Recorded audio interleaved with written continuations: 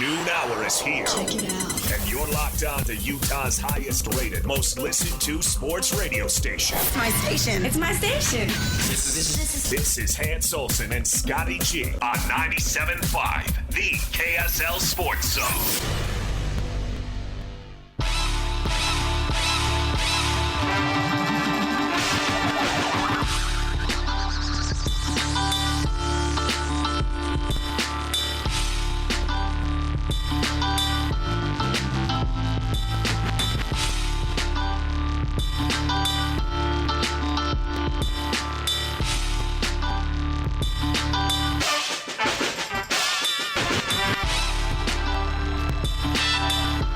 Hey, let's do it, folks. Time to make the donuts. Hans and Scotty, 97.5, the KSL Sports Zone. Not sure what Lloyd just said, but we'll go with it. Just bring you down a hair? Too hot. Too hot. Man, I want donuts so bad. Do you really? Oh, man. Is today a donut day? No, it's not. I'm just, you spend a lot of time being really focused and trying to be disciplined, and then you hit this moment where you're like, screw it. Well, if you want to Thelma and Louise this, I'll grab your hand and we'll go off the donut cliff together. I don't think you would.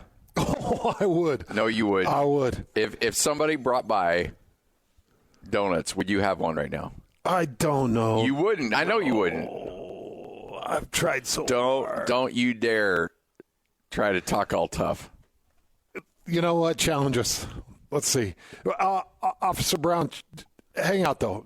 We don't. Officer Brown brings in the good donuts. I just want the bad donuts, so it's like I'll eat one and be like, oh, that's plenty. But he brings in the best donuts in the state. Yeah. And he brings a dozen and a half, 2 dozens most of the time he comes in with about 14 donut holes. I don't know, man. If somebody brought in one donut, would I eat a donut I have not had, and this is, by the way, when I say this, it's me and my weirdness. It's not like I'm like some crazy committed weirdo. I'm just, I am a crazy weirdo now, but I don't know if I could. If you had a donut, I would eat a donut with you. How bad is it getting? Just one. When 2 of the biggest donut guys in the world are debating whether we'd eat a donut if it was placed in front of us right Collectively, we're down a bunch. Yeah. I'm down 31. Yeah. Down 31 pounds. Which I'm now at the lowest weight I've been in about 15 years. Wow. But I did get to 255 when I took all my playing weight off. I got down to 255. I'm about 5 pounds above that right now. Yeah, I have not been this weight since maybe junior high. Has it been that long? Yeah. Oh man. Yeah, we'll chill on the donuts. When you break under 200, that's. Frankly, I never thought I'd see a day when I broke under 3. Well, I can remember hitting 200. It was between my 6th grade and 7th grade year is when I hit 200. And I've never seen below 200 since then. So I think I was 13. So it's honestly, been a long I need you to scoot a little. Shut up, Floyd. I did eat a little more of that tuna casserole back in the day. But I'm excited for tonight, Scotty. Mavericks, Timberwolves. This now goes back to the Target Center there in Minneapolis, Minnesota. And we get to see a Game 5 and an opportunity for Minnesota to try to push and extend this back to Dallas. My ultimate hope is that we get a Game 7 back in Minneapolis. That's my ultimate hope. A blueberry donut would go a long ways right now. So you're still... We might need to get our guy a donut. Backwards into the conversation. He did, and that's fine. Look. Yeah, I don't know, man. I can't get it out of my head. Let's get you a blueberry donut. No, I think you'd think less of me, actually. I wouldn't. No, I wouldn't. I think you and Lloyd would probably think less of me, and then there'd be like these little snide comments like, really? My judging days But you had the donut. Your judging days are not over. Oh, no, they are. Don't lie. No. I have turned a new leaf. I'm not buying that for a second. No, I'm being serious. I am dead serious. Hey, I'll tell you why I wouldn't judge it, because you're not doing it in the darkness.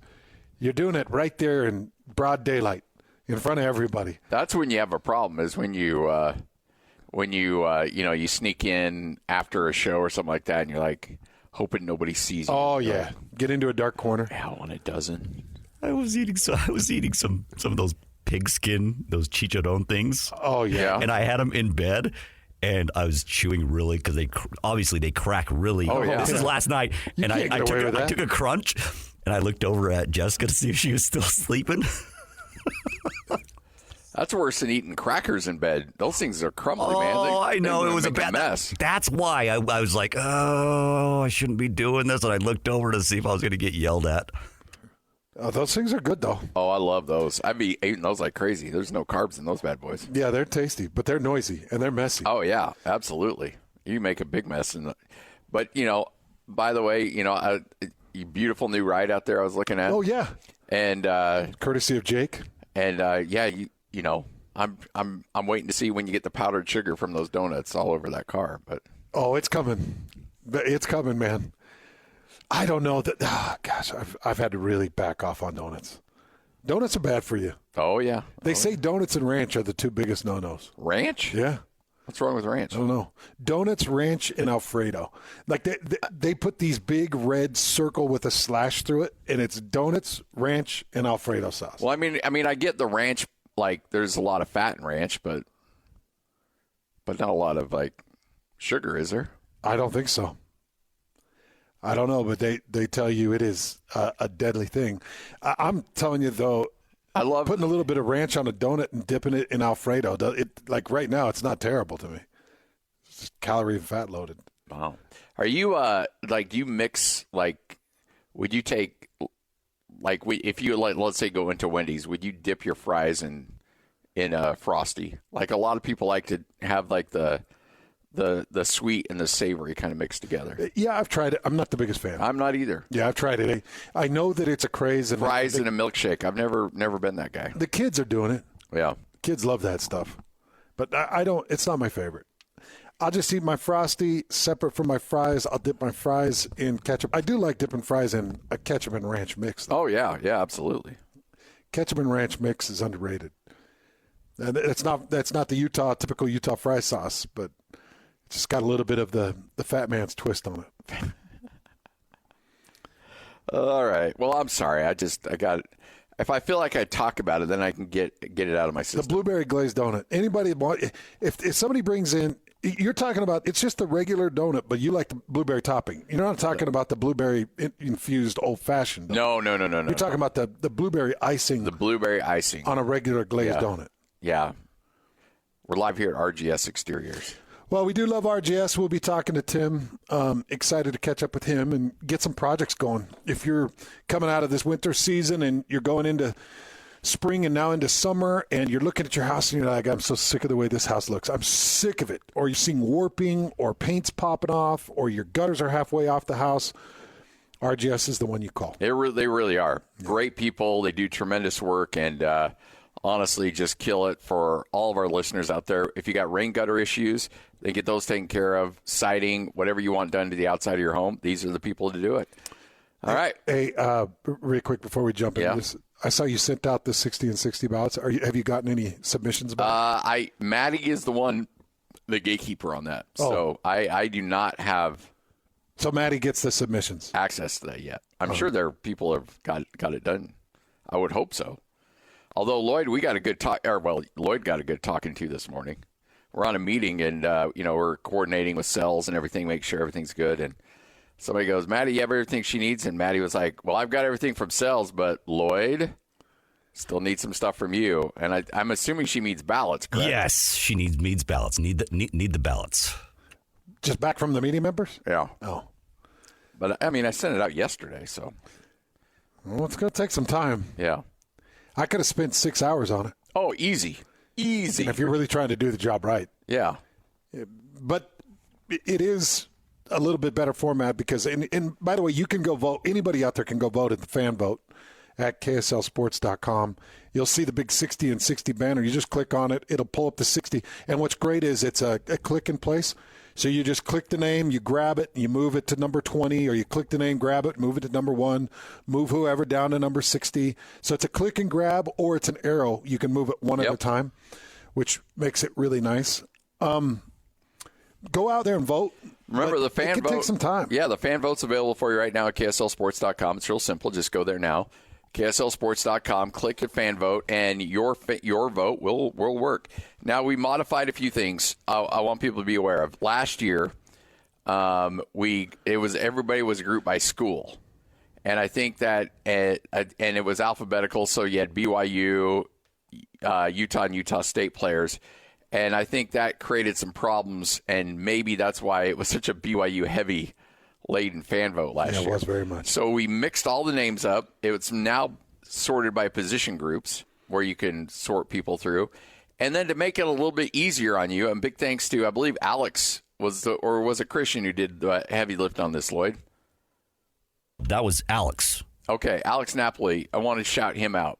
Lloyd assigned him to go out, and he pulled stats for every player. And put it on. So there. You can see it. So big thanks to him. So when you're filling out your ballot and you're lining everybody up, you get to see their career stats. Mm-hmm. So that makes it a little bit more helpful. You don't have to do a lot of research. All that stuff's available for you. KSLSports.com. Go do it. Fan vote 60 and 60. You can see the top 60 players that we've assembled. Yep. Which it's kind of a little bit of it used to be that people didn't know. And every selection that was announced, and then finally when you announced the final probably 10, people started to say, oh, well, you missed this guy or that guy. Well, you can go look at the 60 that are on the list. And you can be mad right out of the gates. Yes. We actually get some of the anger out right out of the gates. Yeah, let's just go ahead and get that anger out now. And so you can get it out of your system. And then when we get to the top 10, I'm sure people will get angry again. By the way, Scotty and I did vet with coaches on all the teams already, the players that we were presenting. And it's been some interesting response from coaches. I can't give the specifics on it, but coaches have been very strict one way or the other. Like, no, that guy, no. But you don't have this guy. Yes. And this guy really needs to be on there. Coaches have helped us a lot with the 60. And they do every year. We always appreciate it. Sometimes we don't appreciate the tone that they take. Well, and we also got to be all wrong. We also got to be honest with this. We sometimes leave guys on there that maybe they didn't want. Yes. I can think of maybe 3 or 4 instances that we did that because we believe that based off of what they did last year or what they did before they went into the portal, that they are deserving. What would you say, 3 or 4? Where coaches said, I'd say so. Yeah. I know of 2 right off the top of my head. Oh, yeah. Yeah. That you and I and Lloyd, we all went back and forth like, we're not putting him on. I know. And I said, no, we're not putting him on. And even the coach was like, but then it's like, how do you leave that guy off? Yeah. You can't. That's one where it's funny because, sometimes we'll try to hide behind the coaches a little bit, but at the end of the day, there's some players that we may not want on there, coaches may not want on there, but we'll leave on there just because the backlash would be tremendous because people don't know. I'm gonna use a name. All right. And I'm not gonna mention which way the coach said which way or the other on this guy. But one of the tougher guys that we were contemplating was Keanu Hill. Yeah. And he's got a position move. He didn't do anything last year. He's dealt with injury.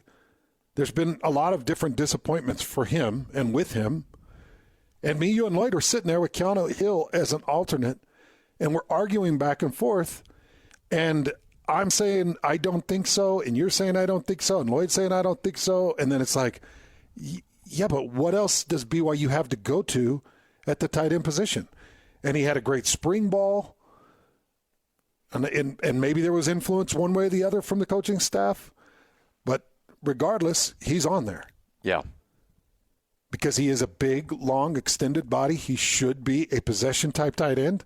He should be able to run some good routes. I don't know how much he can help in blocking, but Keanu Hill's on there. Yes. I'll give you another one. Isaiah Banya. Yep.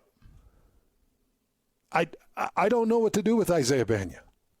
If he's your starting defensive end at BYU this year, or rush edge, then I think that's a little alarming. Because one sack with the amount of reps that he took last year, and don't put the pressure sheets in front of me. I understand pressures. Don't put the pressure sheets in front of me. So, well, per snap, he provided X amount of pressure. I don't care. You've been pretty honest about it. You've mentioned that several times. I'll take batted balls. If you want to put a batted ball sheet in front of me and say, well, he had 6 batted passes. Well, okay, then we can start to talk a little bit. Or if you want to even put TFLs in front of me and say, well, yeah, but he did end up the season with 13 TFLs. Then we can talk. But it's like, man, you're running – that is the most influential position in Jay Hill's defense. Yes. That rush edge spot. That is the most impactful, influential. You've got to have a guy that drives crazy, crazy numbers. A Paul Kruger, a Trevor Riley. I know I'm missing 100 different guys that have played that position in this defense. And so what I want to see is a guy, and I don't know if that's Jack Kelly, who is also on the 60 and 60 list to be voted on. Correct. But Isaiah Banya was a tough one because he's a starter, or he was a starter. He's probably going to be a starter again. And it's like, what do you do with him, Scotty? Because his production wasn't to the point where it's like, he's deserving, but he's more deserving than a offensive lineman from another university that started half the season and we're not overly sure what he's going to be this year. Correct. Yep. And it's like, yeah, but we've got more scientific evidence on him than we've got on this guy. Mm-hmm. And then what if Isaiah Banya put on 10 pounds, starts, and gets himself 8 sacks this year? And then we have a lot of egg on our face. A lot of egg on our face, which wouldn't be the first time in 60 and 60. 60 and 60 has jacked with you and I and Lloyd. Lloyd. A lot. A lot. Yeah. When it goes poorly, it's usually Lloyd's fault. It's almost always Lloyd's fault. Yeah. For instance, and again, I know we're being really open and vulnerable with this. I will step on this grenade for you guys. I'll do it. I know we're being really open and vulnerable with this, but people can go look at the 60. They know it. If Jake Retzlaff goes off for 4,000 yards and 35 touchdowns this year, it's going to be really a tough look. Yeah. We don't have a BYU quarterback on the list. Nope. We can just get that out in the air open right now. And Scotty, you and I can take the heat on that, but we went to all, look, Jake Hatch was on air. Mitch Harper was on air. You know, we went to a lot of guys and said, here's the 3. What do we do? Yep. And it came down to, well, none of them have the position. None of them are overly dominant. There were 600 yards last year from Retzlaff. Now, given he didn't start until the final 4 games, but he went 0-4. And went 0-4, and that interception against Oklahoma weighed on our minds heavily. Yeah. Critical turnovers. Bad mistakes. So it's like, yep, there's no BYU quarterbacks on the list. And that was the argument that we had very extensively, because if you had Retzlaff on, then you probably need to have Bohannon on, and then you probably need to have McKay Hillstead on. Correct. And we're not going to use 3 spots for quarterbacks that haven't really developed all 3 that really, frankly, shouldn't be on the list. All 3 of those would have to be put on if you put one on. I agree. Because McKay Hillstead is just as good as Retzlaff. Yes. If I had to leave one off, I would leave Bohannon off. But he could potentially come in and be in good shape and grab the start. But honestly, if you look at total career resume, Bohannon's got the best resume out of the 3 of them. As far as Division I FBS, I went on with the BYU TV guys, and I did a lot of research on Retzlaff's numbers. 2 different JUCOs. But at Riverside, He's gone for 8,000 yards. In 2 years in JUCO, he went for 8,000 yards. He was 24-1. 24-1, or 24-2. He had 44 touchdowns in his second year. 44 touchdowns through the air. These numbers were astounding, and that's why when he stepped onto the field for the first time with BYU, and when we're doing the broadcast, and I'm like, let's see. Now, this is the perfect opportunity to see if JUCO numbers translate to Big 12, to Oklahoma State, Oklahoma-style defenses, and it did not. But Aaron Roderick has now worked another year with Retzlaff, and we'll see if it does translate. But it didn't translate to the point where you and I were like, no, got to put him on. Nope. I mean, we're living in a world where there is a quarterback at BYU who did not make the top 60 and 60. Now, I would love nothing more, honestly, on our re-rank in December, January, when we re-rank him, like, you know what, we screwed up. Jake Retzlaff threw for 4,000 yards. 35 touchdowns, 10 interceptions, and we're happy that he's number 4 on the list. Yeah, that would be great. Because that means BYU had a good season. BYU being good at football means that's good for us and good for, it's good for the state. It's good for, sports radio. On our top 25 re-rank, Sionivaki was number 1. Correct. Did we miss anybody? Was there anybody in our top 25 re-rank that we didn't have on the 16-16? I can't remember. I don't think there was. I don't think so. I think we had every one of the top 25 re-rank. Yep. Which, by the way, for those of you out there, the re-rank is new for Scotty and I. This last re-rank was our first annual, but we are going to do a top 25 end-of-season re-rank from here on out. Yeah. And I thought that went really well. I did too. There was some pushback and some argument, but for the most part, it felt like people were pretty good with the top 25. Yeah. Did you feel? No, we didn't get a lot of negativity on that one. We also talked heavily to coaches about that one, too. Yep. So they helped us with that re-rank. So, again, get to KSLSports.com, fill out your ballot, your fan vote. Those votes matter.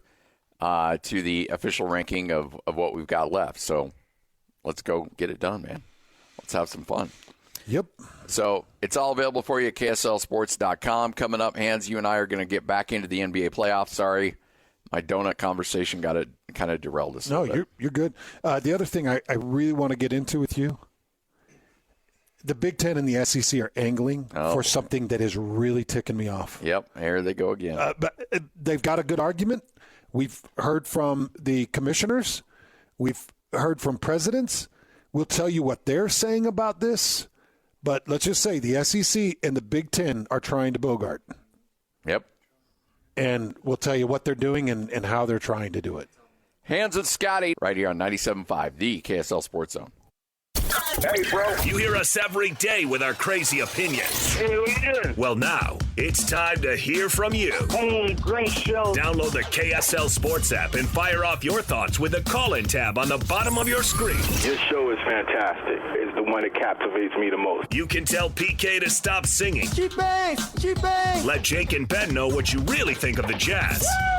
Tell Hans and Scotty about your favorite barbecue spot or what color of tie JJ should be wearing on TV. The best entries will be played on the air. Download the KSL Sports app now and hit the call-in button to let your voice be heard. I think you guys do an incredible job. This is 97.5, the KSL Sports Zone. Number 1. Miss any part of the show? Every moment of every show is available in podcast form by searching Hans and Scotty on your favorite podcasting platform or online at KSLSports.com. This is Hans Olsen and Scotty G on 97.5, the KSL Sports Zone.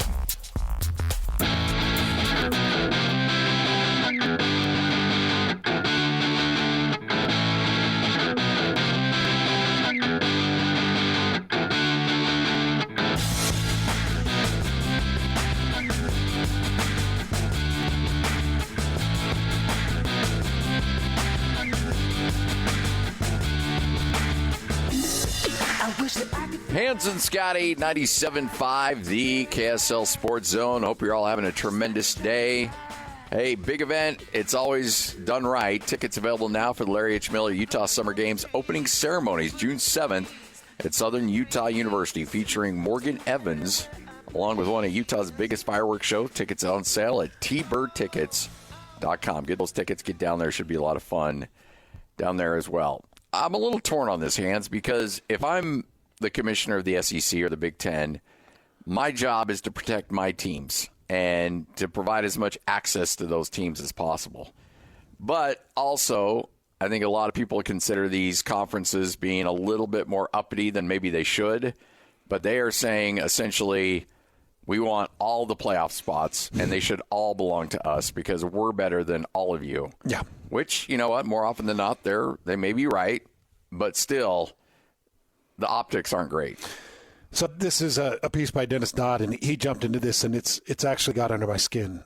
And I'm with you, though. I'm a bit torn on it, but this is why I really wanted to talk to you about it, because you've worked in basketball selection committee, kind of the understanding of it. You know the depth of how the NCAA tournament is put together. And I told you this, and I still believe this. It's easier to fill 4 slots than it is to fill 12. And this is my argument behind that, because people are going to be like, wait a second, you got 12 spots in the college football playoff. That's easier. No, it isn't. Because when you start to open it up to 12 teams, that broadens the range of teams that are in the conversation for 12 spots. When you only open it up to 4 teams, it shrinks down the number of teams that should be eligible for 4. So I hope people understand that. You're adding spots that allow for more conversation and argument and excuse. When you get 12 teams, you could be talking about 20 teams. Exactly. For that 12. You're talking about 4, you're maybe 6. But you could legitimately 20 to 24 teams. You could be like, man, I don't know. Now, the conversation may be more intense with those 6. No, I think it really is. No, it's, I take that back. It'll be just as intense with 20, with 12. Right, because the criteria to fill 12 is more soft and gray areaed than the criteria to fill 4. Yeah. So, did I say something wrong? No. So it's just, to me, it's going to be more difficult to fill 12, just like it is to fill the full field in the NCAA tournament, because everybody can make an argument that they belong in the 64. Mm-hmm. So let's go to a couple of thoughts here. First, this was Alabama's athletic director, Greg Byrne. Is it Byrne? Greg Byrne. He said, if you played a tough schedule, a 9-3 team better be considered. I've heard we're pretty good at football here in the SEC. Oh, jeez. So I'm thinking a 9-3 team should be considered. This comes from Florida Athletic Director Scott Strickland. He said, if all the selection committee looks at is a shiny win and loss record at the expense of teams that have played good schedules, then people stop playing good non-conference schedules. This came from Greg Sankey, the commissioner of the SEC. He said, by the way, Greg Sankey, I think, is the 3rd most powerful man in all of sports. Yeah. And he is behind Roger Goodell and Adam Silver. I think he's more powerful than Gary Bettman. Yep. And more powerful than the Major League, Rob Manfred. And he is largely controlling what's happening with this new college football playoff expansion and what's happening in college football altogether. Yep. He said, there's a weight on this committee that is brand new. And I want to see how the weight, or how they process that weight, how this committee processes that weight, talking about the importance of a strength of schedule. Okay, so Scotty, a couple of things that we need to lay out. First and foremost, the SEC plays an 8-game conference schedule. The Big Ten plays a 9-game conference schedule. Understand that one game of out of conference plays a massive role, in my opinion. Because you look at the way some teams are scheduling that 4th extra non-conference game, and you're starting to get a little bit more critical. So in an effort to try to kind of put this together to help people understand what direction we're headed, and now we're already seeing the angling of the athletic directors and the commissioners of the SEC and the Big Ten. They're angling, saying a 9-3 Big Ten or SEC school should be considered over a potential 11-1, or maybe even in some situations a 12-0. for the 7 essentially wild cards, because you're going to get the 5 the 5 highest ranked conference champions get the guaranteed spot, and then you've got 7 spots to fill for the 12. And what they're doing is positioning to try to ensure that they get like 6 of those 7. They've been talking about wanting 4 guaranteed per conference. They want a guarantee of 8 teams between the SEC and the Big Ten. Get that out of here. But Scotty, that's what they're doing. I know. And they may very well end up getting it too. Well, I'm getting nervous about that. Yeah, I don't think they will. I think they're positioning, but that would be ridiculous.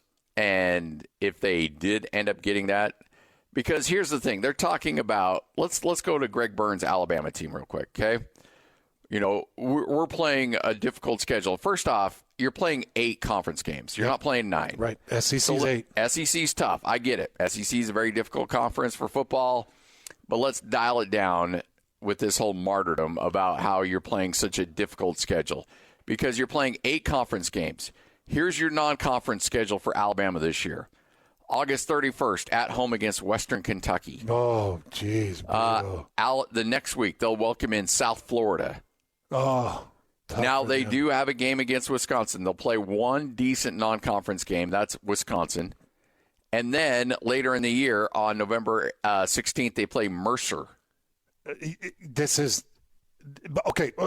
No, I'm glad you brought up Alabama's, because what I did this morning was I took Tennessee for comparison, because I kind of thought, okay, Alabama's probably going to be a given. They'll be a two-loss team, and they'll even though Nick Saban's leaving, I don't know. Maybe things start to change in Alabama a little bit. But so, okay, think of Alabama's schedule and now compare it to Tennessee, because Tennessee was the type of team I'm looking at that's like, all right, they're a 2. Let's say they're a 3-loss team, and now you're arguing for an SEC East Tennessee team with 2 or 3 losses to be included in that 12-team college football playoff.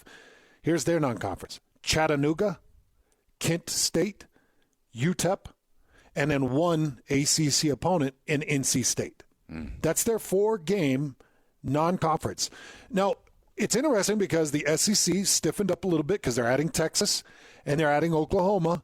And Texas, obviously, last year made big waves by beating the crap out of Alabama and having some really big moments.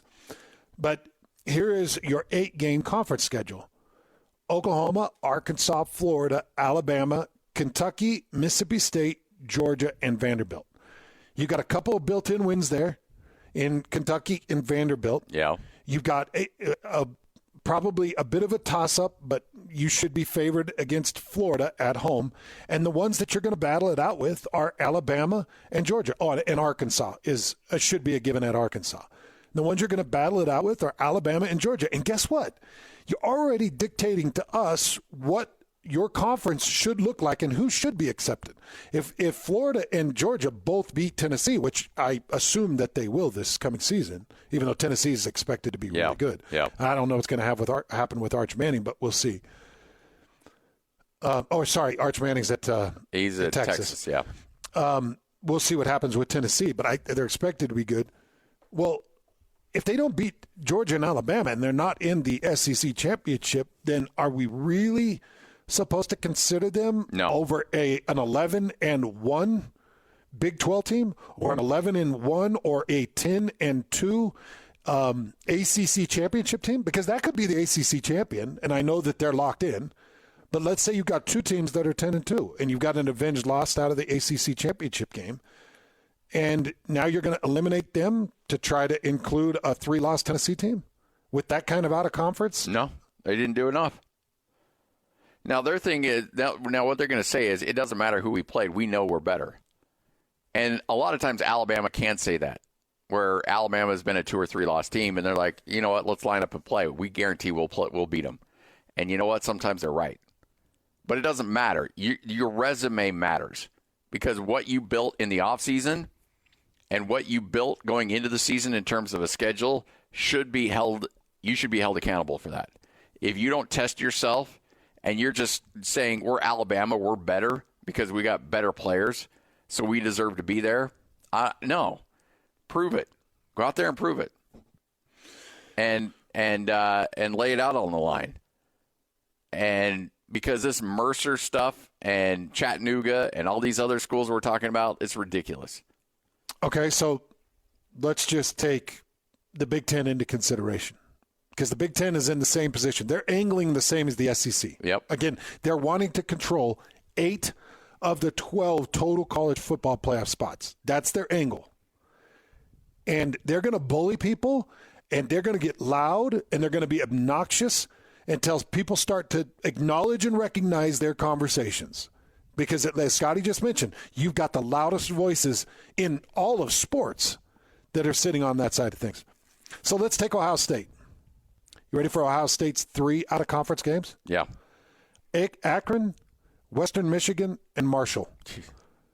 Okay? And then, they're playing nobody out of conference then. No. None. So then you go to conference and you got Indiana and Purdue and Nebraska that's trash, and you've got Michigan State, Northwestern. That's their schedule. This is Ohio State? This is Ohio State. They're going undefeated next year. So the outside of Michigan. So this is where it gets interesting. This is why I know one of your first comments was, I'm actually a little bit torn here. Okay, this is why you might be a little bit torn. Because now Oregon is a part of that conference, and they got to go to Eugene. So Ohio State's got to travel all the way across the country, and they got to go up and play the Ducks. And then they've got their rival Michigan that has been to the big show at the end of the year. And so they've got these big teams, but you can't tell me that that's a more potent 12-game schedule than even what we're seeing with some of the Big 12 scheduling. So the Big 12 scheduling is nothing to just sit there and shake your head at. It's not an embarrassment. No, not at all. When you add Arizona, who is going to be loaded with a quarterback and a nasty offense, when you add Utah, that is one of the most dominant teams in college football over the last 10 years. When you add, I say Colorado, but Shedeur, and I don't know, they might be a complete wreck, but Shedeur Sanders is going to be talked about as your number 1 NFL draft pick. Yes, Shedeur Sanders will be a high first-round pick, at bare minimum. At bare minimum. Yeah, if not the number 1 overall pick. So I want to get involved. I want to get in the middle of this conversation and at least let my voice be heard, because if the Big Ten and SEC bully college football to the point where they control 8 of the 12, then that means you've got 4 playoff spots to go around for every other conference in the country. Yeah. And 4. I love, for so many years, Hans, we got so used to the Power 5 bullying everybody else. ACC, Big 12, Big 10, Pac-12, they just wanted to bully the G5. Now, I think it's funny how the Big 10 and the Big 12 and the SEC are like, no. We're not the 5 anymore. We're not even the 4 anymore. We're the 2. We're the 2. And they believe they're the 2. You go kick rocks. Rocks. We don't care about you.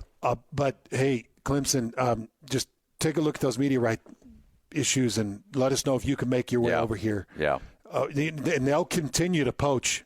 Don't think that the Big Ten and SEC and their commissioners and their leadership aren't constantly looking at taking the best pieces of each conference to continue to seclude themselves. Yes.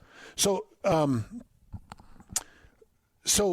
just to really narrow this down, to boil it down even further, okay? If they end up controlling 8 spots of the 12, what happens then is you've got 3 other guaranteed conference champions to fill 3 of the 4, which means you've got 1 wild card spot to fill with every other conference other than the Big Ten and the SEC. You'll have 1. 1. That's it. So I am not on board with the 8. I wonder if they're positioning for the 8, hoping for 6. Yeah. But even then, it's 3 wild card spots for every other conference. And that's why I feel like that Florida State debacle last year, I feel like that was a real hindrance, because Florida State got in or Florida State missed the 4-team college playoff. They had a big bowl game against, was it Georgia? Yeah. Florida State ended up playing against Georgia, right? Yep. And lost like 75-0 or something stupid. I mean, they had a bunch of guys in the portal. But that was the point I was going to make. Yeah. They had a bunch of guys that opted out of that game because they missed the 14 college playoff. But the ACC looked terrible. Yep. Because Georgia had some guys that opted out. They did. Yet they still abused them. And so Georgia and everybody else that's affiliated with the SEC and the Big Ten kind of stood there with their chest puffed out like, really? So you're going to give a Florida State one of our 12 spots, huh? When our third best team in our conference runs them out of the building by 50 points. Yep. That's what we're doing? And it's a horrible look for the argument against the SEC and Big Ten. Yeah. And they're bogarting.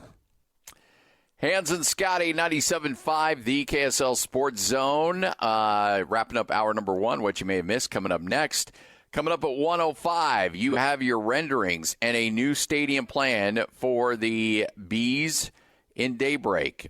Michelle Smith will join us coming up at 1:05. We will talk with her.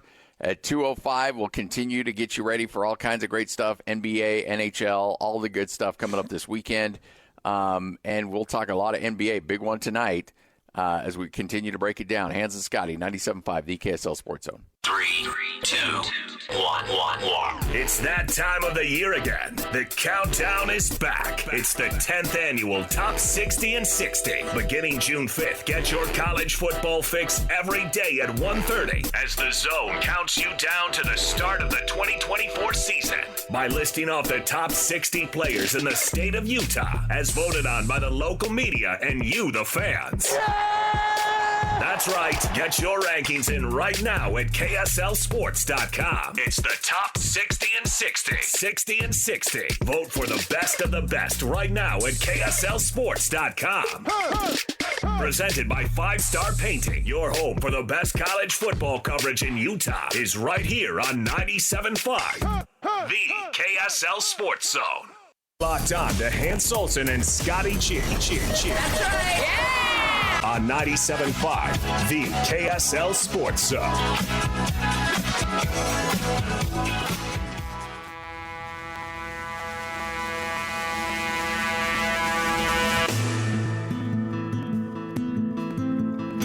Hans Olsen, Scott Gerard, 97.5, the KSL Sports Zone. Wrapping up hour number 1 of the show. Hey, make sure to join KSL Sports Saturday, June 1st at Dino Days at Sinclair locations. Fuel up and save up to 30 cents per gallon on top-tier premium fuel with Dino Pay plus free Dino swag, all coming up on June 1st.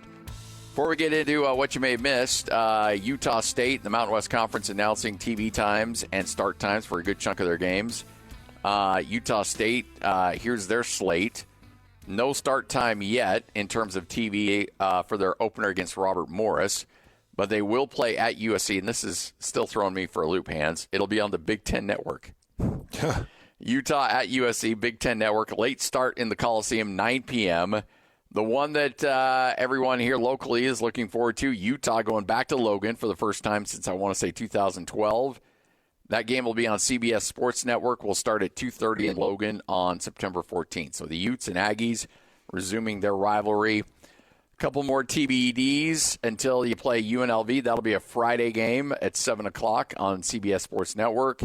Is that home? Home, yep. At Wyoming. Wait, Friday at 7? Friday at 7. Oh, man, that's tough. Okay. Yeah. October 26th at Wyoming, CBS Sports Network, 5 p.m. November 9th at Washington on the CW network, because that's where Washington State and Oregon State worked out a deal with the CW. And so that'll either be at 1:30 or 8:30. Well, at least we have that channel. Yeah, yeah. San Diego State will be November 23rd at 1:30. And at Colorado State will be on FS1, time to be determined, on Friday, November 29th. Jay Norvell's got a big year up in front of him. Yep. I think he's getting one more shot, one more crack at this for Colorado State to advance a little bit. Yep. And we'll see if he can do that. Is that the final game of the year? Yeah. Utah State, Colorado State? Yep. The other thing, and what you may have missed, I know everybody was tracking this really closely. BYU basketball star Jaxson Robinson had entered his name into the NBA draft for evaluation. Last night at midnight, or I think it was last night at 10 o'clock Mountain, the decision had to be made to either stay in the NBA draft or to withdraw and go back to college basketball, which at that point we didn't know if he was going to withdraw and go back to BYU or Kentucky or any other place here in the country. And it is now official. Jaxson Robinson withdrew his name from the NBA draft and is headed to Kentucky with Coach Mark Pope. So Mark Pope gets his guy. Remember, Jaxson Robinson was his sixth man last year, and there were a lot of moments where you're watching that BYU basketball team scratching your head, wondering why Jaxson Robinson wasn't on the court. Yeah. And I wonder if he's got different designs for Jaxson Robinson in this Kentucky roster, but that's a big win for Coach Pope because it's somebody he's really familiar with. Yep. And that's a really good basketball player. Yep. How do you think he's going to do his first He'll year? do extremely well. He's got a good class. You mean in terms of Mark Pope or Jaxson Robinson? Mark Pope. Mark Pope's going to do very well. He will do very well there. I like the players he brought in. I like what they're building there. I think that he'll identify with that fan base very well. They've got unlimited resources there. I think that's a top 10 team next year, right out of the gate. I don't think it takes them much time at all to get that thing cooking. To get rolling. Yep. I think that Calipari's message had gone a little stale. It wasn't resonating like it had been, and Pope has this ability to really rejuvenate and really get things going. I think he'll do well. Yeah. Now, 4 or 5 years from now, I don't know. He probably runs a little stale as well. Who ends up with the better record next year, Kentucky or BYU? I know that's a good question. I'm really curious about this. I know scheduling plays a huge role. This European edition that BYU is going to be able to add. Look, I don't keep tabs on European basketball, but the people that do say that this signee that BYU is able to snag is as good as any player, should be a lottery pick next year in the 2025 NBA draft. If this guy's anything that everybody believes he will be, BYU should be right there with Kentucky with one of the best records in college hoops. In the Big 12. I truly believe that. Just bonkers to think. Yeah. The SEC of college basketball. And BYU's in there going blow for blow. Yep. The work still has to be done, and the product still has to be shown. But visually, by the numbers, by the books, it looks really good. It looks really good. For both Kentucky and BYU. Absolutely. Right here on 97.5, the KSL Sports Zone. Looking for the latest on the Jazz, Utes, Cougars, and Aggies? Yeah, we've got you covered. This is Hans Olsen and Scotty G on 97.5, the Sports Zone.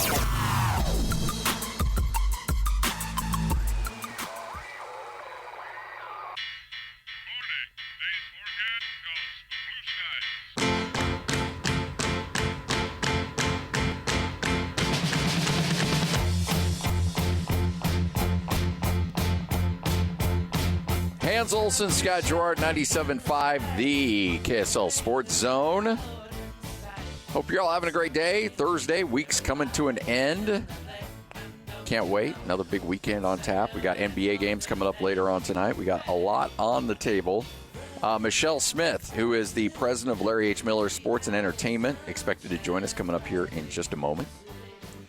Known Michelle for a long, long time, and a lot of big announcements today in terms of the new baseball park out in Daybreak. For those of you that haven't seen the renderings, you can go to KSLSports.com, and there's a great write-up on what this new stadium is going to entail, what it will include. But the renderings, Scotty, are fantastic. They're beautiful. Oh, yeah. Absolutely incredible. It'll be Daybreak Field. It is at America First Square in South Jordan. And joining us now, Michelle Smith, one of our favorite people on the planet, kind enough to join us. Michelle, it's been way too long since we've chatted. How are you? Hi, Michelle. Hi, Hans. Hi, Scotty. It's so good to be with you guys, and congratulations on 10 years. Oh, thank you. And all that you've done and accomplished is just incredible. So cool. Appreciate that. Well, we worked together for a long time during that stretch, and And we're really fired up with what's going on at Miller Sports and Entertainment with the new ballpark. Again, the renderings were announced earlier today, released 8,000 capacity there at, again, Daybreak Field at America First Square. So kind of talk us through putting this whole thing together, what the process was like, because this obviously looks like it's going to be an absolutely beautiful facility. Oh, it's been such an incredible experience for us to be able to take an opportunity like this. This is what I believe is a generational opportunity to build not only a new ballpark for the Bees, but the whole surrounding entertainment district. And so it's been exceptional to collaborate with our partners at Larry H. Miller Real Estate and be able to have that synergy and leverage as one company to be able to really maximize and create a premium destination. The ballpark's going to be so cool, you guys. It is, to me, a major league ballpark for a minor league team. There will be exceptional premium opportunities, but there'll also be really world-class areas for all fans, for families to sit on the berm. There'll be ticket prices for all groups and you know, levels of entertainment that people are looking for. We're excited to have a club space at the ballpark now. That's something that we have not been able to do historically. And so to have that entertainment option that's available 365 days a year, even outside of the games in the South Jordan area, in that southwest quadrant of the state and the city, I think will be really valuable to the community as well. So we're really excited, and we really aim to accommodate all groups and all sizes. So let's talk a little bit about the inlet and the outlet and the parking situation. How accessible will it be, and can people feel comfortable knowing that it's going to be well-managed traffic and parking situation? Yeah, you know, Hans, I'm really excited about that because I think that there may be some misconceptions about where the ballpark is and the community around it. It is quite developed. If you haven't been to Daybreak, go down and drive by and see the ballpark. It's going vertical and it looks so cool. And you can see how accessible it is from the Mountain View Corridor Highway, or you can take the Red Line on tracks. And we will actually have a brand new track stop next spring that stops right at the ballpark. But the Red Line already goes out to Daybreak. And so there is so many convenient paths to get out there, whether you're coming from Utah County, Davis County, Weber County, Salt Lake County. There's lots of different options. And then parking, I mean, that's what is convenient when you are developing 1,200 acres, 300 of those, which are for commercial development. We can master plan parking. And so for this first inaugural season, there will be lots and lots of just dirt and paved parking options. And then as we continue to develop up in the continued phases, we will have more and more parking built within parking garages in other areas. So in terms of seating, about 6,500 with the berm. You can get up to 8,000 as well. But we know as the evolution of sports and attending games, it's all about not just the game itself, and cramming as many people, but making it a comfortable, fun experience. Yeah. And that's what, to me, that's what AAA baseball is all about. It's about the experience. It's got to be comfortable. Out there, it's got to be comfortable, good food, good drinks, sitting out in the sun, watching great baseball, and it seems like that's something you put as a high priority. We absolutely did. You know, it was a priority that we have these amenities that are going to keep to the fun of minor league baseball and baseball itself, right? It is somewhere where you come and enjoy a summer day and have a hot dog and a Diet Coke for me, and you just enjoy being outside. And what else in Utah do you enjoy the most when you're seeing a ballpark is the view of the mountains. And so making sure we were protecting that as we placed all of the ballpark, and home plate and all of the seating, we wanted to really ensure that you still have that incredible view of the mountains. And so I think, again, another misconception, we're so much further west that you won't be able to feel that same Smith ballpark view. You will. You'll actually get a grander view of the Wasatch Front. and all of the mountains from your seats. But the concourse is 360 degrees, so you can walk around the whole concourse. I don't know about you guys, but when I go to a ballpark, I love just walking around the ballparks too and just feeling all the different vibes. And so you'll be able to do that. And then we have this center field entrance now that goes right out into a plaza area that will have a large spacious amphitheater and a stage where we can hold concerts.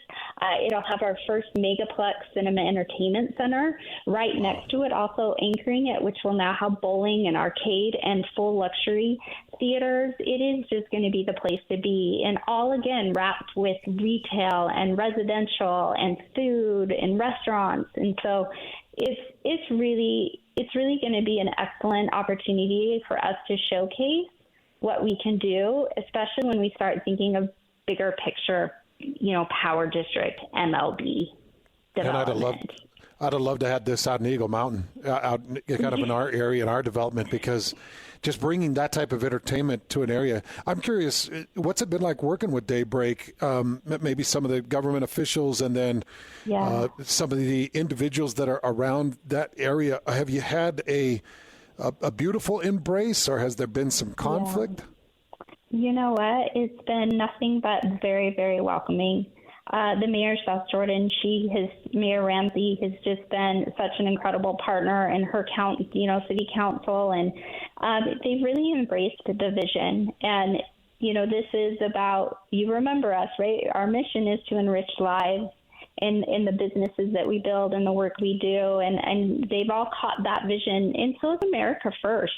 And partnering with us on something that's never been done, to partner on a square and not just the naming rights of a facility, but to partner on a whole phase of a square and understand what that energy and the activation is going to be and what it brings to the community and how it's a gathering place. It will be a gathering place for generations and a safe and fun, right, gathering place. And so yes, it has been very, very welcoming. We're grateful for the county and the city.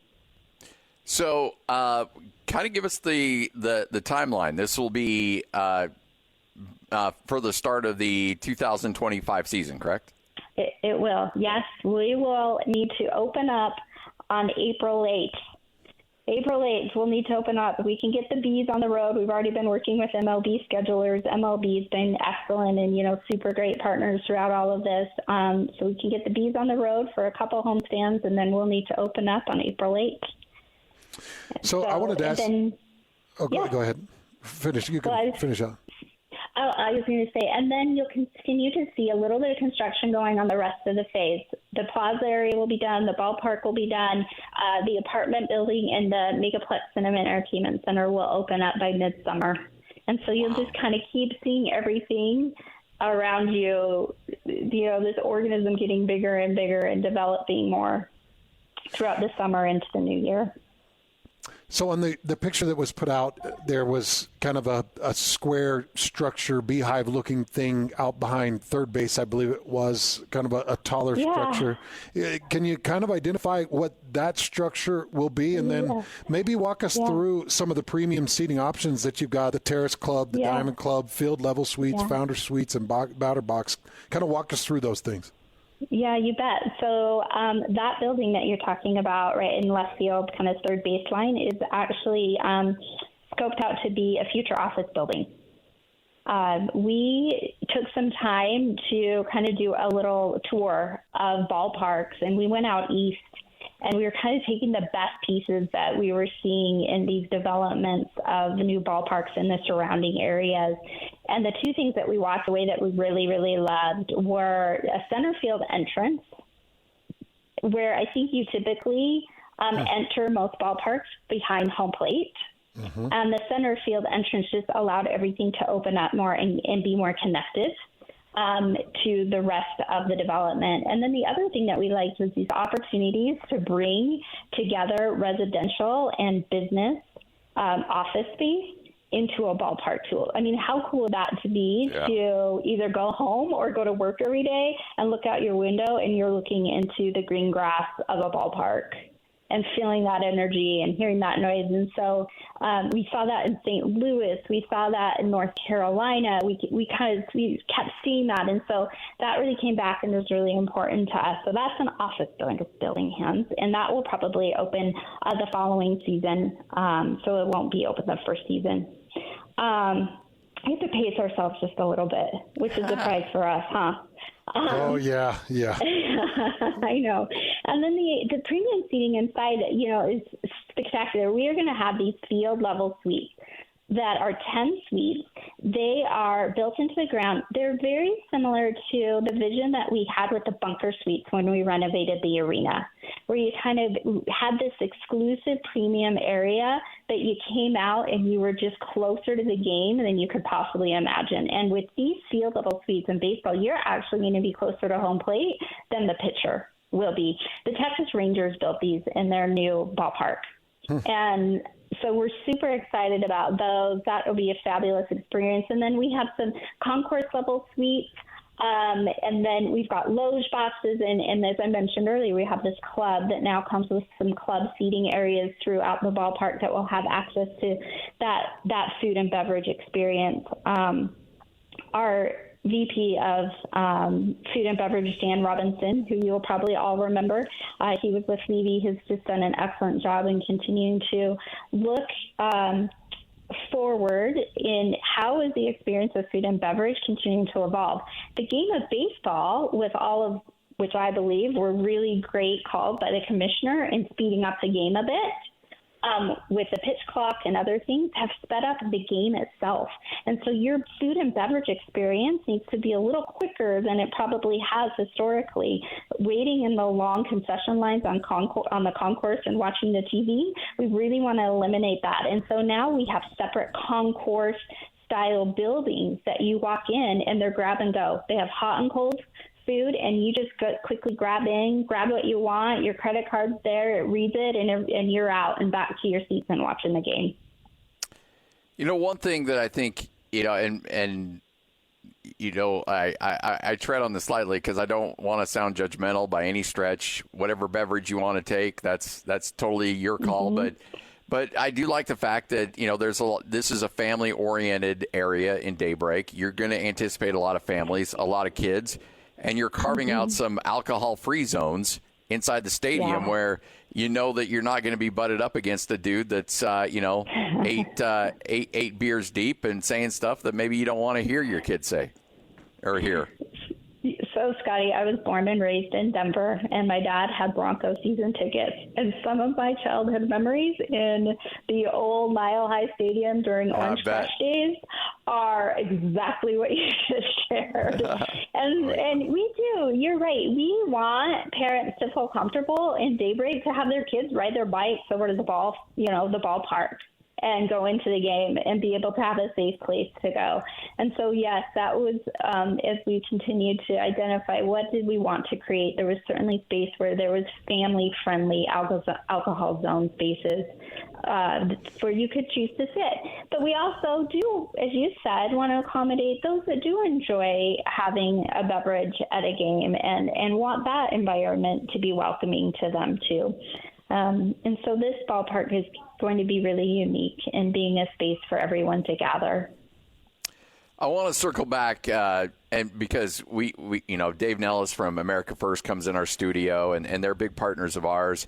But I want to give a shout out again to America First because, whether it's the Raiders Stadium, whether it's your arena or your ballpark, or a high school in the middle of nowhere, America First seems to have their name attached to it. And such a community-driven organization. And I love the fact that they're not just slapping their name on this thing, but being actively involved in putting this together and really wanting to make sure that their fingerprints are on this as well. Yeah, they've been incredible partners for decades with the Miller organization.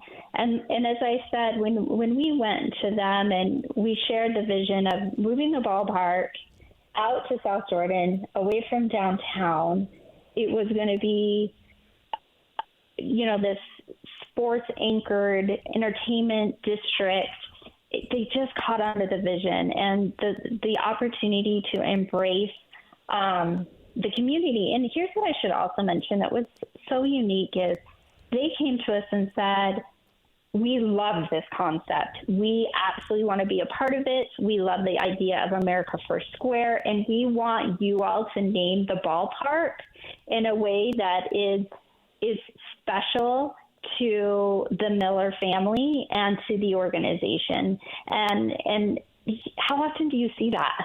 Right? Yeah. How often do you get to see partners in the community be like that? And as we went back and forth, we landed on Daybreak Field as a way to, again, identify that this is part of the community, right? And this is where it's at, not to be confused with other stadiums or ballparks and their naming, how it's named and configured, but this is Daybreak Field. This is where it is, and it's a strong name, and they have just been so supportive, and we're excited to continue to grow with them as this development continues to prosper. You mentioned some of the food. Can you break down some of the items that we're going to be able to find at the park? You know who you're talking to. This is important to us. I do. I totally get it. And Hans and I are willing to be on an advisory board on food and concessions. That's right. So we will volunteer our time to make sure that the quality and, more importantly, the quantity is there where it needs to be. I've been to many, many ballparks. In fact, I was just at the Marlins and at Tampa Bay over the last week or so and got a lot of food in me. So I've experienced a lot. Scotty and I have a lot of life experience. But kind of walk us through some of the things that we'll find at the park. Yeah, and I will likely take you up on some of those taste testing opportunities. We're waiting to do that for hot dogs. We've got to get the hot dog right. That's really important to me. Oh, yeah. Right? Really, really important to me. So when we renovated the arena, we really wanted to tie in some of the local food that is so connected to our community. And so you saw those corner spaces with Cubbies and, right, you guys remember it, I'm talking Maxwell's. Yeah. That is really important. And so we're continuing to be creative on how can we do that. I love that J-Dogs is in the ballpark right now at Smith Ballpark. And so continuing to further that relationship while also working with Libby and our folks there to identify unique food options that are elevated. It really needs to be an elevated food experience. And really the whole Miller Sports Plus Entertainment platform is doing that. We need to be excellent in food and beverage as we continue to move forward. Whether you're at the ballpark or you're in a Megaplex theater, you can now go to our Megaplex and have an incredible hamburger or sriracha chicken sandwich. It's my favorite with bacon. You guys need to go try that if you haven't tried that. Our fries at Megaplex are so good. And so you'll start really what I think you'll start seeing is some of those synergies within our platform on this elevated food and beverage experience that you can count on. Similar to when you go to Topgolf and you can sit and have some really good food while you're also enjoying the entertainment. All right, Michelle, you have your hot dog. You're going over the toppings. Give us your give me your perfect dog there. Scotty, you're going to be so disappointed because I'm such a traditionalist in just ketchup and mustard. However, I will tell you on my J-Dog, I really love to just gently put 2 pickles on each side of that bun in there and then put their J-Dog sauce in there, and it is my absolute favorite in the world. Hey, I'm in heaven. There's nothing wrong with a little simplicity. Nothing wrong at all. That's great. I'm a simple eater. I am a simple eater. They used to have some, at Smith Park, there was some incredible dogs. I every time I went, I'd get the nacho dog. Yeah. Did you? Okay. Oh, yeah. I loved it. We're going to have some fun. We're having some fun. Garfield is out in theaters right now. And the team has, remember what Garfield's favorite food was? Lasagna.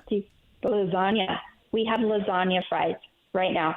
You should go try them. Ooh, so we're getting creative. Yeah, the lasagna fries with the cheese and the sauce and the fries. And so the team is really getting creative on building unique specialty items that are quality and really good. Right? Wow. So you'll see it's very similar to my point earlier. You'll see us getting creative on the food and beverage, but we needed to create the spaces to do it and to do it in a way that it was going to be convenient, right? Good, quick, fresh, healthy, good food, but at a quicker pace so you're not stuck in concession lines on a concourse. Yeah. Well, Michelle, it's always good catching up with you. Congratulations. Beautiful likewise. stadium. Can't wait for this thing to begin next April. Can't wait to get out there. But, again, you can get out to downtown Smith's Ballpark right now and enjoy everything that's going on downtown. Go see a game. You hear them here on the Zone. We got you covered from top to bottom, but you guys are the best. Thank you so much. Thanks, Michelle. Thank you so much, guys. Appreciate it. Talk to you soon. You got it. Michelle Smith, President, Miller Sports and Entertainment. This thing is going to be a lot of fun. Yeah. Just go take a look at it. Scotty mentioned the seating situation, about 6,500 seats, but with the grass field, you can get up to 8,000 people in there. And they are putting a premium on premium seating. Just like they did with the renovation of the Delta Center, they are making sure that the higher end is going to be well taken care of, where you can actually sit closer to the catcher than the pitcher is, as she said, which is pretty cool. To be able to watch and hear all the action. But I've caught the baseball bug. I've got it really bad. Sitting at the park is one of my favorite things to do now. And the right food. You said it well, though. And that's what was so incredible about both Tampa Bay and Miami. How comfortable those indoor stadiums are. Oh, yeah. It's so comfortable. All temperature controlled. Extremely good food. The seats that I was in both stadiums just a week or so ago, the seats were comfortable. Yeah. You're not crammed in.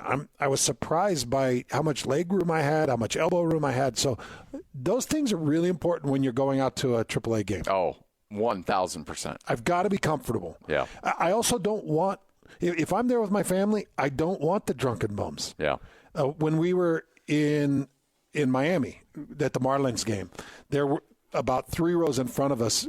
There was a group of like fraternity bros that were just plastered. And I was only there with my wife and 2 of my best friends, and they were driving me nuts. And it's not that I'm like Mr. Sensitive. You know, I grew up in a locker room. Yeah. But it's like there's a time and a place to act like a complete buffoon. And is it really in public at a baseball game with people packed around you? Nothing can ruin an experience quicker than a bad fan in front of you that's drunk out of their mind. And it's tough because, you know, they paid their money for the ticket too. So it's like, well, you want to have your fun, but at the expense of how many people? Exactly. All right, Hans and Scotty right here on 97.5, the KSL Sports Zone. Ladies and gentlemen, may I present? This is JJ and Alex. Rick Bucher, FS1 analyst. I would just tell Jazz fans, I know how the last 2 years have gone. I would expect that the team is I thought expectations were a little over the top this season, considering how competitive the West proved to be. I feel like you have things in place that it is not unreasonable at all that they should be back in the playoffs next year. And then it's just a matter of getting those young guys in the playoffs, getting your young pieces in the playoffs, and seeing the guys that you really should invest in. That's the point of discovery. I'll say this right now. I would rather be the Utah Jazz right now than to be the Los Angeles Lakers. Catch JJ and Alex afternoons from 3 to 6. Presented by G2G Bars on 97.5, the KSL Sports Zone. It's time to saddle up and talk about the winners and the losers. This is the good, the bad, and the ugly. Now, here's the good.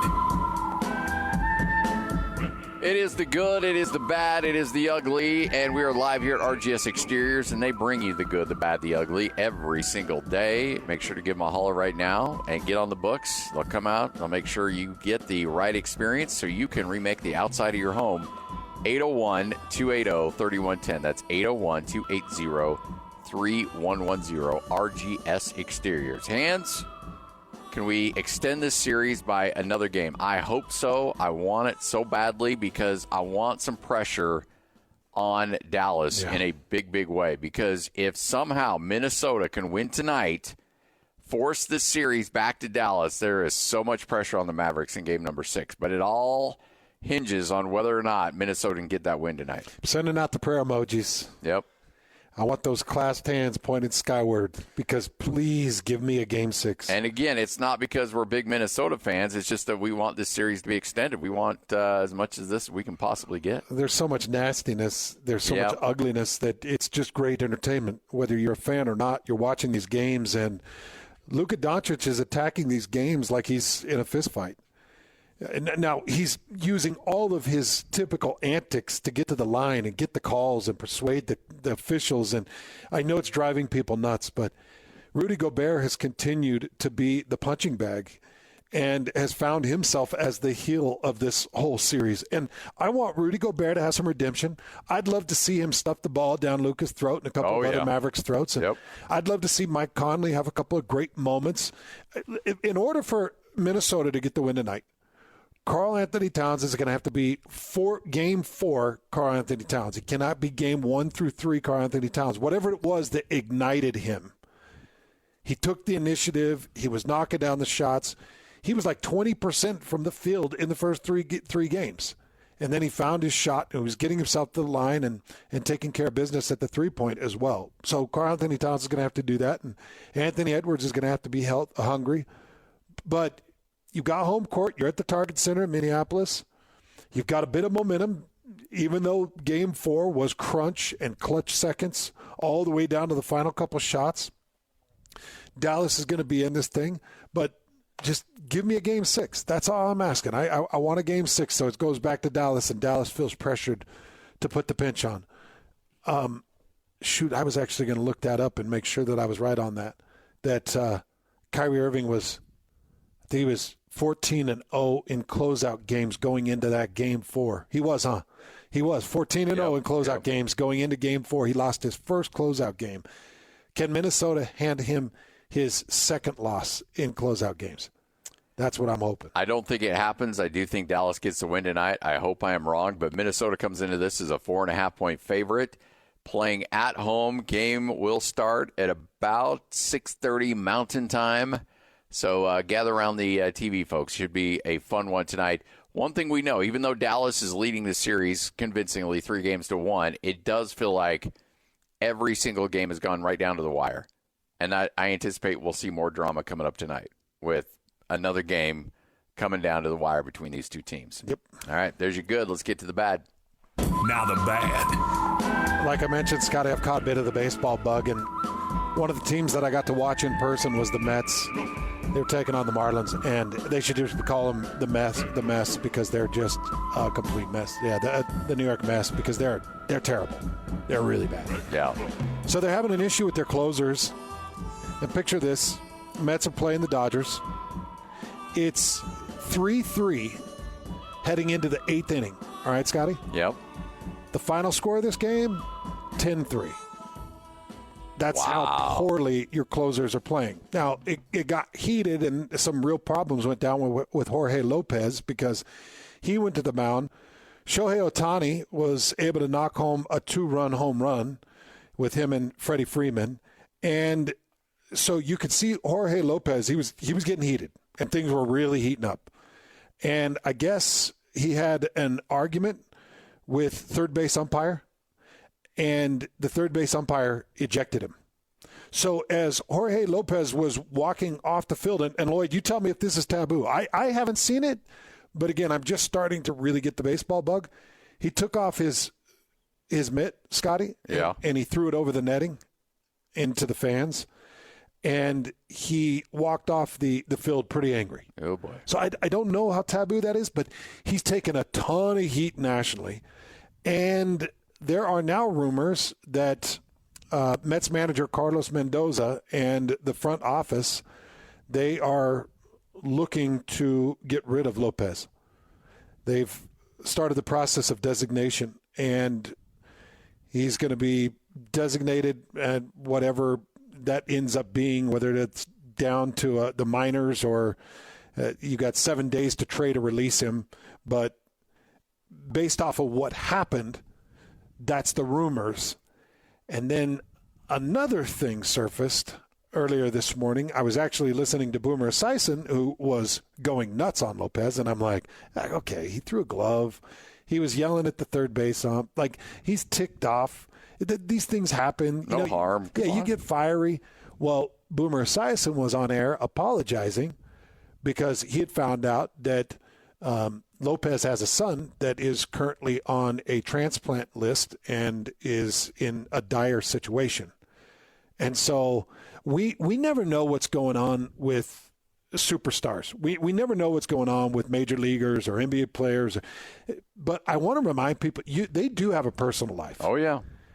And, Scotty, I know you got a lot of stories with Jazz players and their personal life and how it affected maybe a playoff run or an end-of-season run or even their standing with the organization. Oh, yeah. Personal lives get in the way often. And they, as much as you want to shelve them and be a professional athlete, you can't. It's just like the work that we do daily, that everybody does. You take your personal life to your work, whether you try to or not. And Jorge Lopez is dealing with something that no parent should have to deal with. He did also call the Mets the worst team in the whole MLB. Yeah, he did. Yeah. You were talking about Jorge Lopez? Yes. Yeah, he had a blow-up a couple of days ago that kind of compounds him taking off a glove and throwing it into the crowd. Is that taboo? Are you not supposed to throw your glove into the crowd? No, I don't think you probably should throw, unless it's like throwing a baseball to like a kid or something. Yeah, I don't know about throwing a glove into. If his glove landed in your lap, you'd be like, all right. Yeah, it's Jorge Lopez. That's the big story. Walking away with something nice here. Yeah. At least it wasn't a bat. Could have been really bad. Yeah, that could have been a problem. That would have been looked down upon for sure. All right, there's your bad. Let's get to the ugly. And, of course, the ugly. Well, 2 misdemeanor warrants have been filed against Kansas City defensive lineman Isaiah Buggs in Tuscaloosa County on charges of cruelty to dogs. And, Hans, I know this does not sit well with you at all. The Tuscaloosa Police Department received a report that 2 dogs were being left on the back porch of a home being rented by Buggs. Officer and Animal Control found a gray and white pit bull and a black Rottweiler on a screened in-back porch with no access to food or water. They were malnourished, neglected, and the place appeared to be abandoned, too. Witnesses say police said Buggs had recently moved from the house, but the dogs were left behind. They were seized, and sadly, the pit bull was in such bad shape that it was later euthanized. Buggs' agent, Trey Robinson, has denied the charges, alleged his client is a victim of an ongoing subversive campaign. Sure you are. Under no circumstances does Mr. Buggs condone the mistreatment of any animals. The dogs at issue did not belong to him, and he was unaware they remained at the property in question. Well, what they're saying, Scotty, is that Buggs is being blackmailed, that he's being undercut based off of a different business situation. And the way I read it, it sounds like they're saying that somebody planted the 2 malnourished dogs on that back porch, and Buggs is being accused of it. You're right. I don't condone it, but I also don't condone false accusations. And what I do is support the full extent of the law. And what I've had to learn more and more over our 10 years together on air and our 18 plus years on air is I have to let a lot of these cases air out before I really hammer down. The Kansas City Chiefs have had more negative stories attached and connected to them postseason than I've ever seen an NFL team have. I'm throwing that back to the Raiders. I'm talking about in a given offseason.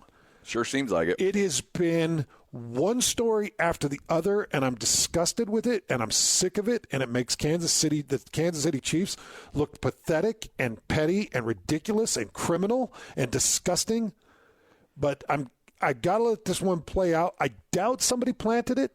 It feels like this is a house that he rented, at least it was under his name.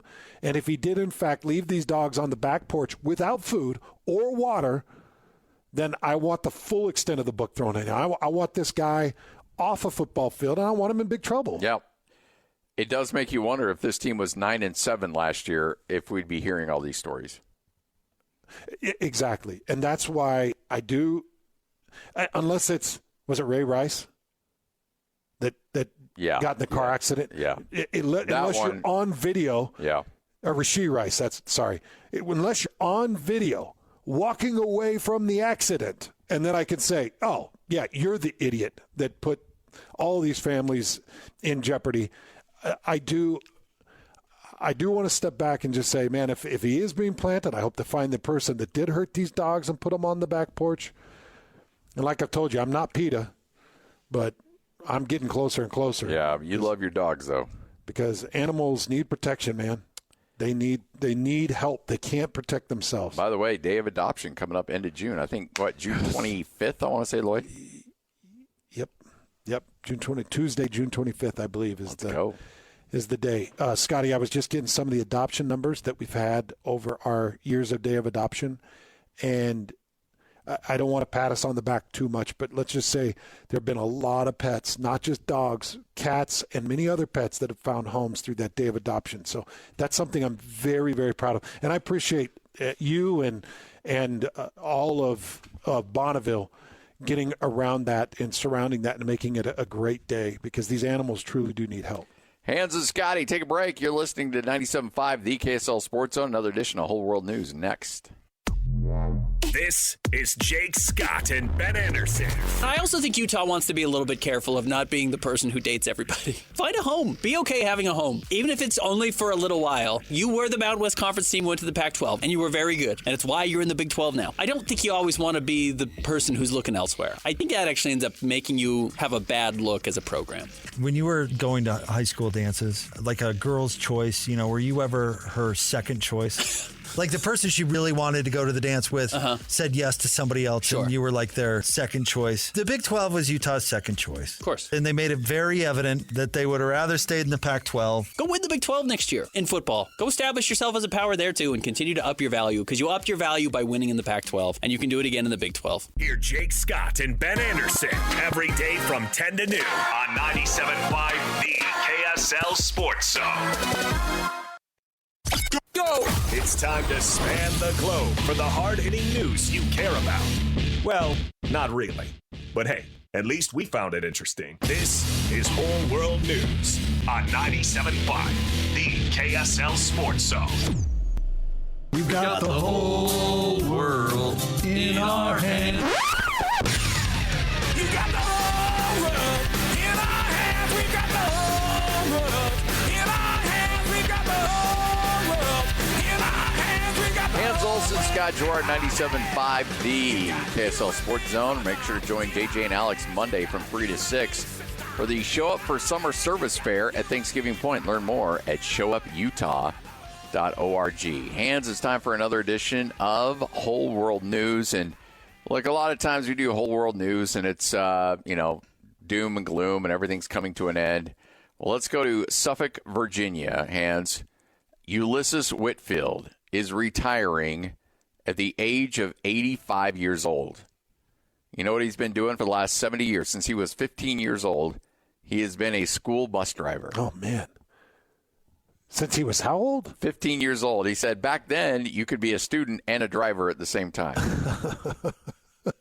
No way. So he has been a bus driver for the Suffolk County School District for the last 70 years.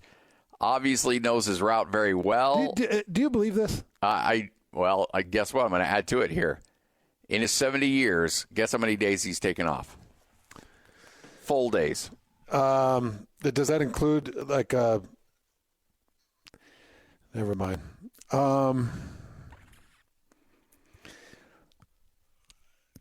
60 days. 0 full days off. I don't believe that. He has taken 2 half days off I don't to see his kids graduate. In 70 years. In 70 years. I can't believe that. First of all, I don't believe it's 70. I don't think he was driving kids around when he was 15. Why are you being this way? Well, because 15 years old, driving a school bus. Yeah, but this was 70 years ago. Like this wasn't. I get it, but you're 15 driving a school bus. Yeah, but nobody cared 70 years ago. This guy's lying. I want proof.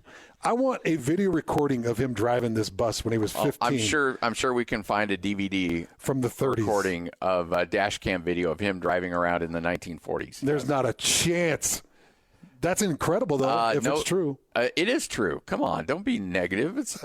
Let's celebrate this guy. I think it's a great story. You and I are trying to impress good work ethic on people because we want people to show up and go to work. Absolutely, right? Yes. So why 100%. are we dragging this guy? I just 70 years driving a bus. I couldn't do it for one. All the kids screaming on a bus nowadays.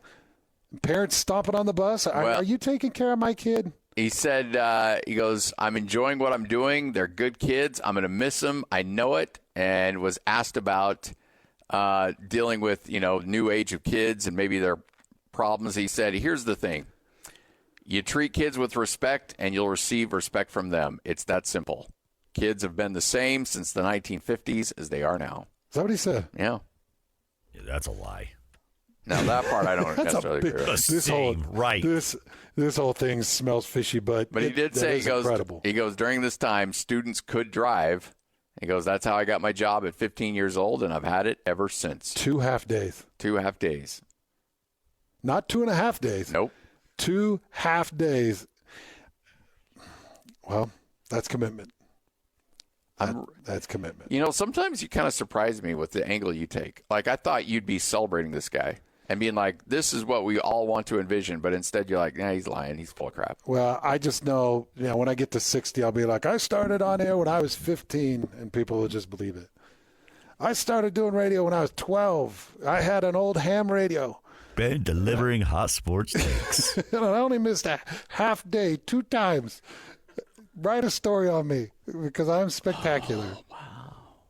And I can weave this web of filthy lies. It probably is true. It just sounds insane. 70 years of driving bus. Liar! I don't know why I'm bothered by this. I don't either. This really because every whole world news story I bring up, you stomp around on. This kind of hurts me a little bit. I thought we'd be like, hey, you know what? This is the kind of work ethic America's missing. Let's bring it back. Everybody taking 8 months off a year because they're like, I got to worry about my mental health. Well, if we're going to get real serious about this, he drives a school bus. No, school Lloyd, goes for like 5 months. You out know of what the year. I mean? Like, mental health obviously is extremely important, but people are like, I need to worry. I need to have me time. No, you need to work is what you need to do. But let's not forget, school buses run for, I guess nowadays it's like 3 months out of the year. He probably has his summers off. He's got a whole summer off. So, I mean, yeah, it's incredible. But what were you doing in those other days? Because you got a lot of days you're not driving a bus. Well, that's the other thing, too. Like, he's driving in the mornings and the afternoons. He's got his whole day in front of him after that. Oh, yeah. Middle there. But still, that's 70 years. That's crazy driving a bus. Shehan Jeyarajah is going to join us coming up next right here on 97.5, the KSL Sports Zone. Number 1. Miss any part of the show? Every moment of every show is available in podcast form by searching Hanson Scotty on your favorite podcasting platform or online at KSLSports.com. This is Hans Olsen and Scotty G on 97.5, the KSL Sports Zone. Some people call me the space cowboy. Yeah. Some call me the gangster of love. Some people call me Maurice. Because I speak of the pompatus of love. People talk about me, baby. Say I'm doing you wrong, doing you wrong. Hans and Scotty, 97.5, the KSL Sports Zone, just past the 2 o'clock hour, final hour of the show. Always fired up to chat with our next guest, one of the best when it comes to college football, Shehan Jeyarajah, CBS Sports. Kind enough to carve out a few moments for us. Shehan, how you doing, man? I'm doing great. Thanks for having me. A lot of conference meetings going on right now. Greg Sankey always gets a lot of attention. There's always conversations about what he's trying to do and how he's trying to carve out as much for his conference at the expense of other conferences. Where do you rank him as one of the more powerful figures in all of sports? It's a good question. So I think that what's interesting, right, is the question of how much power exactly does he have over everyone under him, right? In terms of how much power do we have if Greg Burns decides that he wants to do something different, or if Chris Del Conte decides that he wants to do something different. So certainly, especially in the context of college football, I think he's up there. Certainly Tony Petitti as well at the Big Ten is up there. But Greg Sankey has the advantage of having been a commissioner for just a little bit longer, of course, than many of the other people who are in that role. So he's definitely up there. Certainly Roger Goodell in a league of his own in many different ways. Adam Silver, also from the NBA, probably up there. But I think that Greg Sankey's in conversation for that number 3 role. I just want to bring it back local a little bit. Have you heard about these Utah to ACC rumors? Is there any substance to these rumors? As far as I understand, no. There's no substance to it. Some of these conversations happened last year, right? Whenever Pac-12 teams were trying to decide what they're going to do next, and ultimately the 4 schools that ended up leaving decided to go to the Big 12. 2 of the ones that didn't originally get Big 10 invites decided to take lesser shares in the Big 10. But the understanding was that there wasn't necessarily going to be this tremendous amount of value to go and join the ACC, that ESPN wasn't necessarily willing to pay, whether it was for a full share, whether it was for, an addition to what they would potentially be able to get in the Big 12. So in many ways, this was already settled last offseason. Now, I'm sure that lots of schools in the ACC are trying to figure out, is there a way to increase our value? But it doesn't seem like that's the case right now. So, from a Utah perspective, I don't personally see any real reason that they would consider leaving at this point, especially before even playing a year, by the way, in the Big 12. Ultimately, I think that the only thing that would cause Utah to leave is if they were able to get that Big 10 invitation. And as far as we've heard, that doesn't seem to be coming anytime soon. With the announcement on the House deal and some of the alterations with the ramifications that has come from that, kind of walk us through unlimited scholarships versus roster size. Are universities on board with this? Do they like the fact that they can essentially hand out unlimited scholarships, but yet football roster size might be limited a little bit? Where's the general consensus on that? Well, I think it's a very tough nut to crack for a lot of reasons. I mean, we've seen teams this offseason add players above the scholarship limit by essentially using NIL as a scholarship. So, like, Cormani McClain is heading to Florida without technically being on scholarship because Florida is able to pay for his scholarship using their collective money. So I understand the frustration and the conversation about this.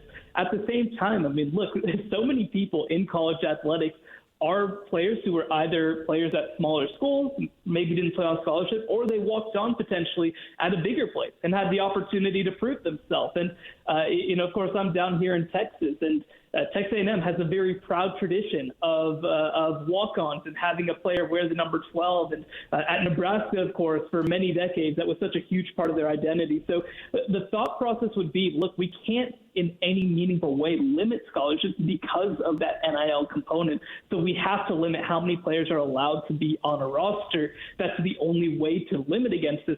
But I do think that there's a lot of pushback against that.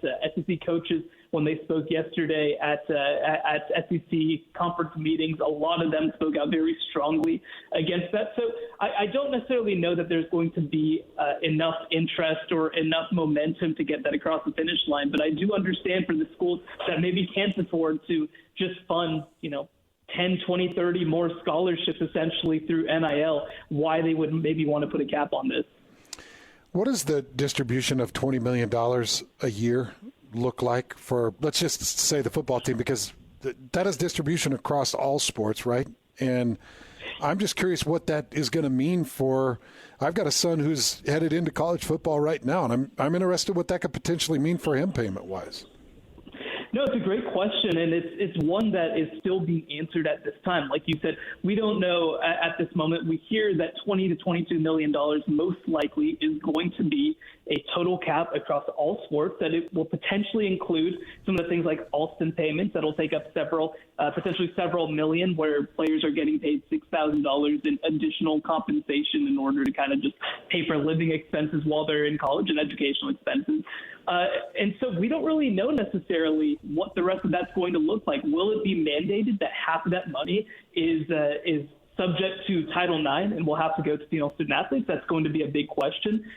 Will it be limited in any way in terms of, will it be balanced where every single athlete on campus gets X amount of dollars? Or will it be, well, no, we can actually pay our quarterback $3 million of the $22 million, and then everybody else just kind of has to fight for the rest. It's really unclear at this point, and I think the devil is ultimately going to be in the details. As part of this settlement, that did not necessarily have to be created as yet. There didn't necessarily need to have guidelines on that at this point, but that's going to be the next bit that comes up, especially when you start to look forward. They're hoping to roll out some of these payments by August 2025.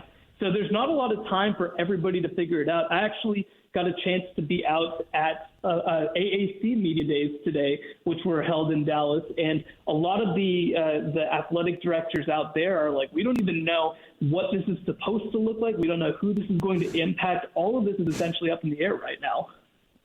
Shehan Jeyarajah, CBS Sports, joining us right here on 97.5, the KSL Sports Zone. It just seems like a colossal mess right now, especially with the Title IX element, and there's a lot of people that are being asked questions that should know answers, and they're like, we don't know. We don't know. That's what we get a lot of. And understandably so. I mean, it doesn't make a lot of sense right now. Everybody's trying to figure it out. But do you think ultimately, and I'm asking you to look into a crystal ball here a little bit, that before this is all settled, that athletes will be considered employees of universities? So I don't think we're close to athletes being employees of universities. I think that there isn't a whole lot of momentum on either side to push for that right now. Certainly, I think compensation-wise, that is a push. That's something that's going to happen in terms of direct payment and in terms of revenue sharing. I also think that there's going to be quite a push from athlete side, especially to continue some aspects of like collectives as they've existed right now as a means of, in some ways, circumventing a salary cap. But I don't necessarily know that there's going to be a strong push in the short term for employee status because, it takes a level of organization to achieve that I don't necessarily know is either feasible or also is desirable in some cases in college football. There have been organizations that have existed for a while to try to push for some of this stuff, but not very many have actually gotten off the ground in the big picture terms of this. And again, while it would make you subject to collective bargaining and would potentially allow you to get a bigger piece of the pie, I think that, especially on the school side, they're trying to do everything possible to prevent against it because it does open you up in different kinds of ways to employment protection issues, to, just things like that. And I think even from the player side, you start getting into questions of, well, can they make you stay in a place? Can they prevent you from transferring? I don't necessarily know that for a lot of players, if that's something that they would necessarily want to agree to. So I don't think that there's a momentum in the short term to push for players to become employees. But I think when we start looking 10, 20, 30 years down the road, I think that essentially that's more when we start having those kinds of conversations. Okay, I'm going to ask you to look back in the crystal ball again, Shehan, because we've talked to you a lot, and I love your predictions. What does the Pac-2 look like in the next 3 years? What does Washington State and Oregon State, what do they look like in the next 3 years? Well, I think that there's a couple pieces to this. So I think that over the next 2 years, they're going to enjoy the fruits of whatever contracts are remaining with the Pac-12. They're going to take in whatever sponsorship dollars, whatever payouts are left. And that's a big part of, I think, why they decided to move forward in this Power 2 status. And certainly, look, I mean, you look at both of these schools, there's been quite a shock to the system across their sports. You've seen Oregon State, they have a fantastic women's basketball team, and almost everybody decided ultimately to leave. We saw this, of course, on the football side with Jonathan Smith going to Michigan State and a number of players leaving. I think that, one, we're going to see a settling down of that as people understand to a larger extent what they're stepping into. Two, I think that we're going to see more investment. And while I won't go as far as saying power-level investment, I think that there will be more investment long-term at Oregon State and Washington State than most Group of Five schools. And I think the third piece, when you start looking past these next 2 years, is I do think that these two are going to ultimately become members of the Mountain West Conference. Now, again, I don't think that's their ideal situation. I think that they'd love an idea of trying to find more high-value schools and trying to push for a little more money than the Mountain West can give them. But Boise State has also set an example before of receiving just a little bit more compensation in the Mountain West and taking a disproportionate share. So I think that Oregon State and Washington State will ultimately find a way and a plan that works in the Mountain West, and that's ultimately where they're going to end up. Shehan Jeyarajah joining us here, 97.5, the KSL Sports Zone, as we continue to get you ready for the start of the college football season. Hey, have you played the new college football game? I know there's a lot of people that got to look at it. Were you one of them? I was not, unfortunately. My colleague, Bud Elliott, was the one from our team who was able to get that invite. Okay. What does he think? Yeah, I mean, so the biggest thing that he said, and I actually got to hang out with Chris Bedini a little bit today, who got a chance to play it as well. The biggest thing that they said is that they wanted to emphasize this is not just Madden, right? Like, this is not just the same game. There's been a lot of detail put in, a lot of effort put in, not just in terms of the details of stadiums and fan bases and songs and all this sort of stuff, which, yes, absolutely, that's been the case, but also in terms of gameplay, in terms of, in college football, the option is a much bigger part of the game, and there's a complex option system, just like there was with some of the older games as well. And so, what they really said more than anything else is, like, this is a unique game. It doesn't feel like what they've been playing for the past 10 years. And then on top of that, it's an updated version in so many ways of the NCAA 13, NCAA 14 that existed before. So they were very excited about it. Look, I saw a lot of people say, "Oh, well, you're just saying that because you agreed to go to Orlando and play this game or whatever." But like, they really do believe that this is a solid football game made by people who love college football. And I'll tell you what, I haven't bought a new video game system in probably about 10 years, and I think it's about time to upgrade. Yeah. This game's going to get us all excited again. No, there's something to be really fired up about, something to be excited about for sure as we get you ready for the start of the college football season. Big 12 Media Day is coming up near the end, or coming up in July. When we're all down there, when you get a ballot, is Utah your top team in the Big 12? They are. I think that when you look at Utah, you're just looking at a team that if everything goes to plan, then they're the most complete team. I don't think that there's a question about that. Now, it relies on a couple things going right, notably Cameron Rising at quarterback coming back healthy after missing all of last season with an ACL injury. It relies on Brant Keithy coming back and being a contributor at tight end. It relies on Dorian Singer at wide receiver being a big-time contributor. But these are all pretty reasonable things to ask. And I actually like the fact that they ended up adding transfer quarterback Sam Heward to the mix as well. I think he gives them a higher floor back at quarterback than what they had last year when they were playing a walk-on for most of the season. And again, even in a quote-unquote down year for Utah last year, they win 8 games and have a chance to win a couple more than that as well. So if Cameron Rising is healthy, if they're able to fix that passing game just a little bit, I think that Utah is the team to beat in the Big 12. Vegas has over-under on BYU wins at 4.5. I'm going to move it up a little bit. I'm going to say 5.5. Does BYU get to 6 and get to a bowl game this year? It's a great question, and I think 5.5 is a great line. I think that when I look at this team, they decided to try and bet on internal improvement for the most part. They didn't go super transfer heavy like they did last year. They do have their coaching staff coming back, both coordinators coming back, and I think I'm a big fan of both their coordinators. But I just wonder, with relatively few changes other than adding quarterback Gary Bohannon to the mix, do they have enough to make a jump?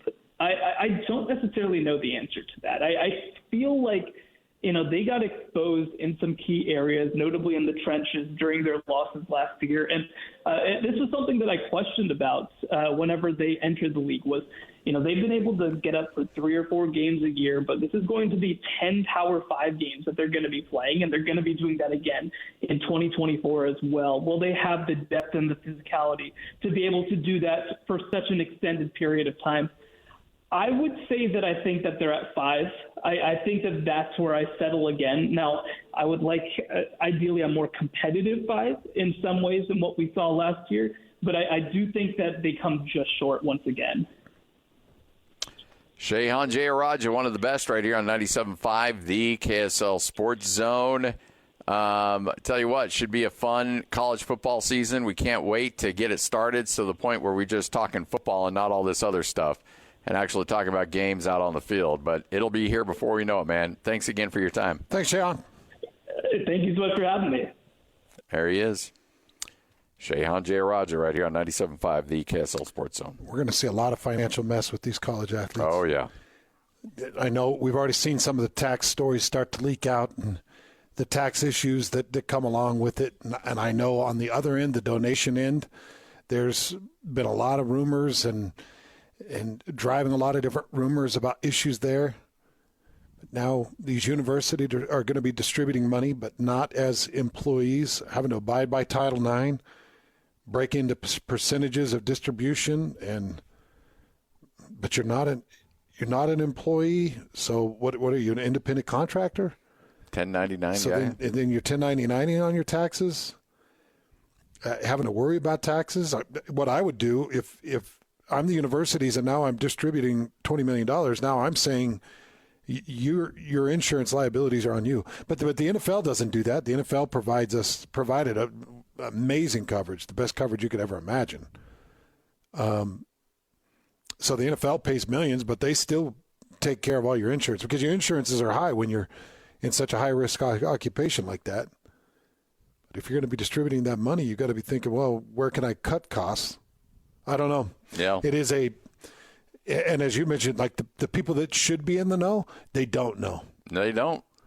So everybody's jumping into this thing, and yet they don't know the ramifications of what could come from all these decisions. So the House versus NCAA, it was like, oh, let's get this figured out. And then everybody opts in, and then it was like, okay, we're all opted in. Now let's what? go. And well, now we got to get this figured out. It's like, when do we get it figured out? Yeah. Good luck. I mean, everybody's just flying by the seat of their pants right now. I'd like to know because there's a lot of kids in the middle of recruiting right now that they would like to know. Yeah, they would. How does this impact coaches? How does this impact universities? What does this change for me as an athlete? What are my best options? It's just crazy. Yeah.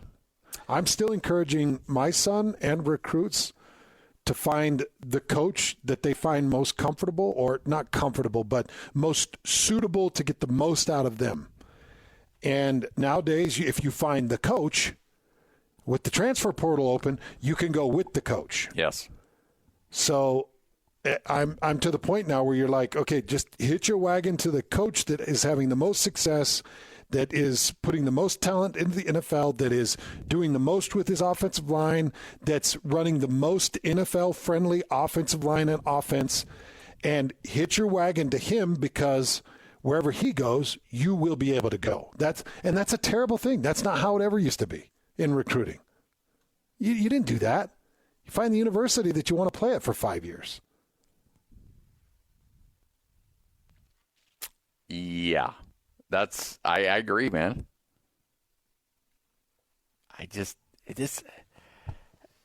Ultimately, you want to, if you've got talent, you get developed, the money's going to come at the next level, right? Should.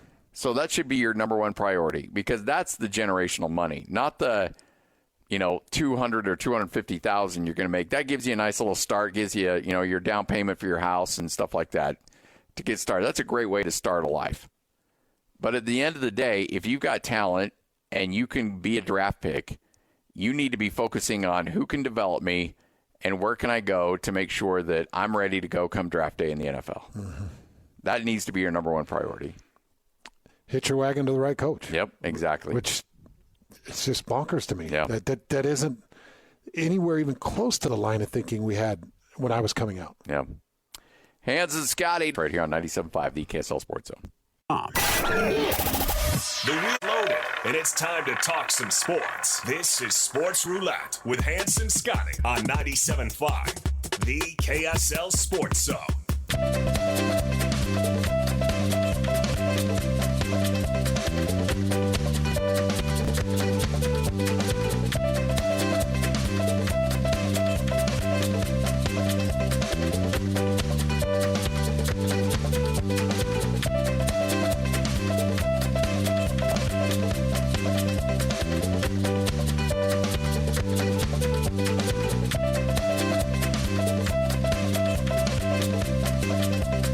Hans and Scotty, 97.5, the KSL Sports Zone. Time for another edition of Sports Roulette. Hey, remember, though, get to KSLSports.com, fill out your ballot, the fan vote. For the top 60 and 60, we'll announce number 60 beginning next Wednesday. And, Hans, we will have 60 shows at that point until the start of the college football season. Actually, 59, because we'll announce number 1 and number 2 on the same day. So, man, I'm telling you, it's coming. It's coming quick. It's all brought to you by 5 Star Painting. Refresh the inside or outside of your home with a 5-star experience. With 5 Star Painting, they got the time, skills, and tools. 5starpainting.com. That's 5starpainting.com. All right, let's get to it. Time for Sports Roulette. We take some of the big storylines, put it on a roulette wheel, we spin it wherever that little ball lands, what we end up talking about. Lloyd, fire it up.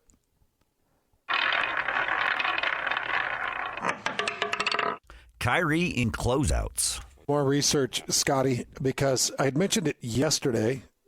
Kyrie Irving was 14-0 going into Game 4 against Minnesota in closeout games. And this might be one of the more incredible records of a professional athlete.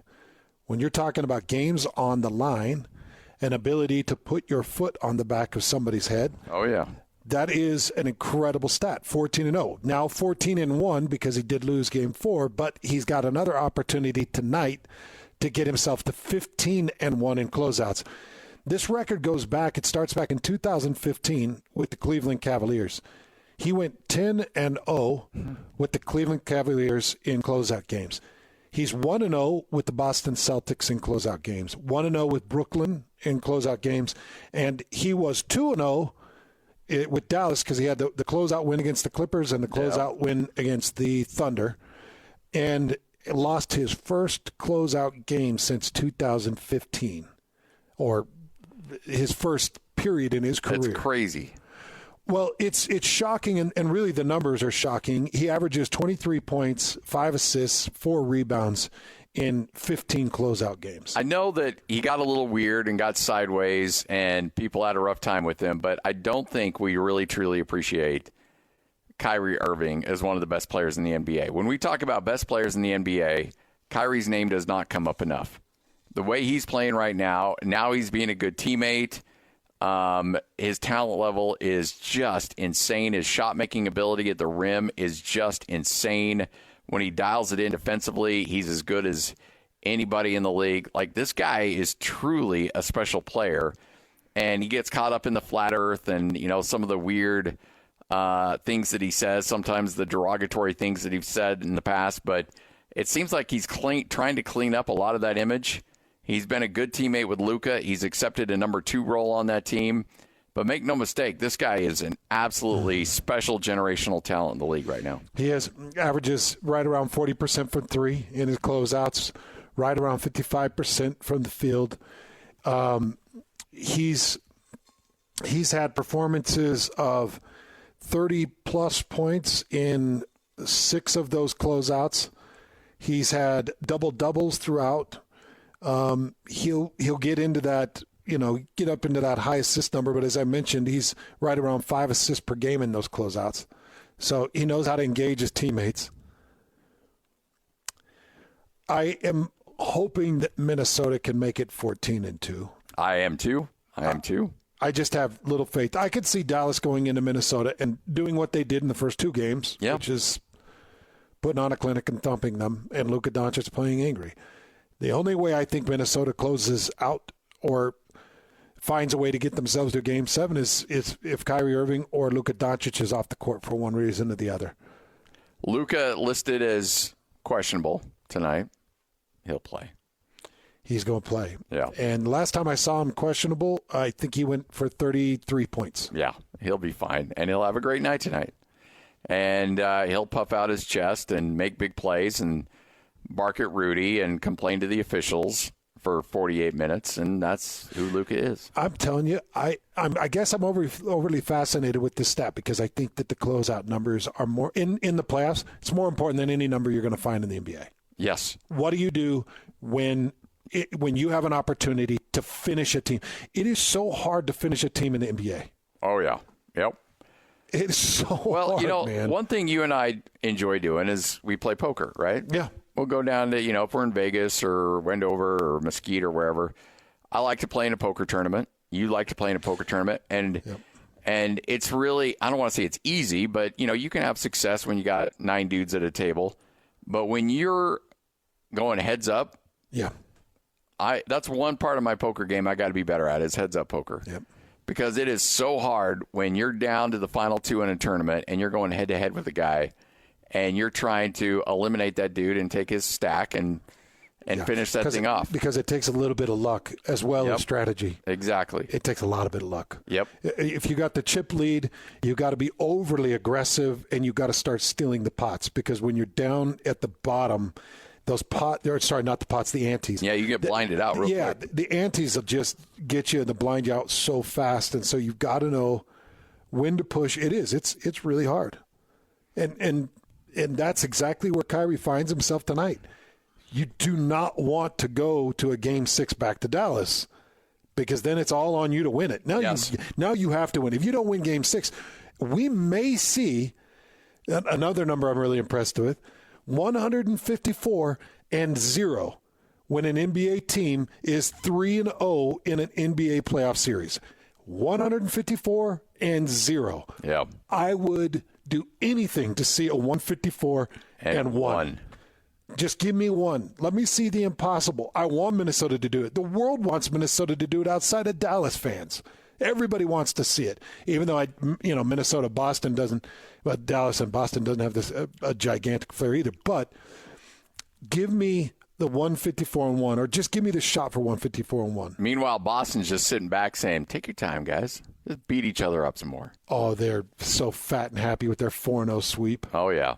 Which, by the way, did you hear Kendrick Perkins? I did not. Oh my gosh, he just puts his foot in his mouth one day after the other. He was barking at somebody. He's like, well, Boston, they should be sweeping teams. They have not swept a single series in this. And it was like the day after they had swept Indiana. Geez. Perk. And the guy that he was on air with goes, hey, they just swept Indiana. Well, yeah, okay, well, I forgot that one. But they should sweep Indiana. And it was like, you're not even watching it. What are you doing, Perk? That one doesn't even. If I'm his boss, I'm calling him like, hey, man. Look, I understand some mistakes, but we just finished the sweep. That was like 2 days ago, Perk. Come on. It was 2 days ago, and you're sitting there barking about how Boston hasn't swept anybody, and they should have, and they just did. What a dope. Are you watching the games, Perk? What a dope. Or are you just feeling the way the wind blows and then insulting people? This is why inside the NBA going away is going to be a real big problem because – not that you get a lot of great informational value from inside the NBA, but at least it's entertaining. These other shows, everybody that's trying to slap together big personalities with big opinions, they're just getting a bunch of dopes. Well, so that is the difference, and I really want to point this out to people. I could see Charles Barkley legitimately saying the exact same thing that Perkins said. Yeah. If Charles Barkley could say it, he would. But he'd write it up to, oh, that's just Charles. Because he doesn't take himself serious. He doesn't see that job as critical. He doesn't sit there and bark like he's the end-all, be-all. But Perkins does. Yep. Perkins sits there on a pedestal and acts like he's the end-all, be-all and takes himself overly serious and makes it all about him and his seriousness. And so it's hard to excuse it when you completely whiff like that. Oh, yeah. It's a great point. But Charles is just all fun and games. We're more interested in what shenanigans he's throwing at Shaq than we are his ability to remember Boston just swept Indiana. Yeah. Yep. All right. Hans and Scotty, 2:49. We'll wrap this bad boy up next. Get you ready for JJ and Alex straight ahead right here on 97.5, the KSL Sports Zone. Hey, bro. You hear us every day with our crazy opinions. Hey, what you doing? Well, now it's time to hear from you. Hey, great show. Download the KSL Sports app and fire off your thoughts with the call-in tab on the bottom of your screen. This show is fantastic. It's the one that captivates me the most. You can tell PK to stop singing. She bangs. She bangs. Let Jake and Ben know what you really think of the Jazz. Woo! Tell Hans and Scotty about your favorite barbecue spot or what color of tie JJ should be wearing on TV. The best entries will be played on the air. Download the KSL Sports app now and hit the call-in button to let your voice be heard. I think you guys do an incredible job. This is 97.5, the KSL Sports Zone. Hans Olsen and Scotty G. That's right. Yeah! On 97.5, the KSL Sports Zone. Standing here beside you, want so much to give you this love in my heart that I'm feeling for you. Let them say we're crazy. I don't care about that. Put your hand in my hand, baby. Don't ever look back. Let the world around us just fall apart. Hans and Scotty, 97.5, the KSL Sports Zone, wrapping up another edition of the show. Fun one today. Hey, make sure to nominate the youth sports volunteer you know for the Hercules Hero of the Week. Submit your nominations at kslsports.com/contest. And then listen every Thursday, like this afternoon, to JJ and Alex for the winner as we celebrate the efforts of those volunteers making an impact with your Hercules Hero of the Week, sponsored by Hercules Credit Union. How many Friday games do you have? I've got, with Utah State? As of right now, I've got 2. Okay. I've got 2 with BYU. Friday, September 6th against SMU. We do know that kick time. That's going to be a 5 o'clock Mountain kick time. In Provo? In Provo. All right. On ESPN. Sorry, no. Sorry, that's in Dallas. Okay. And that's ESPN2. And then a Friday kick, that is in Provo against Oklahoma State. But that's a 6 p.m. kick on ESPN. We know the Wyoming kick time is 5 p.m. on Saturday, September 14th. And we know that Southern Illinois is now a 6 p.m. kick. Southern Illinois. Southern Illinois in Provo, 6 p.m. That'll be on ESPN Plus. Mm. So and then there's a lot of TBAs still. But 2 Friday games. Those Friday games hit just a little bit different when you've got a son coming into his senior season. Yeah, that's tough, man. I'm sorry. That stinks. Might have to call Riley. Yeah.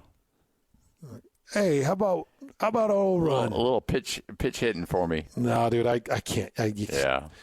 Like you were saying, work is work, man. Work is work. My kids get their opportunities because Dad goes to work. So yep, go to work. It's the way you got to look at it. JJ and Alex coming up next, right here on 97.5, the KSL Sports Zone.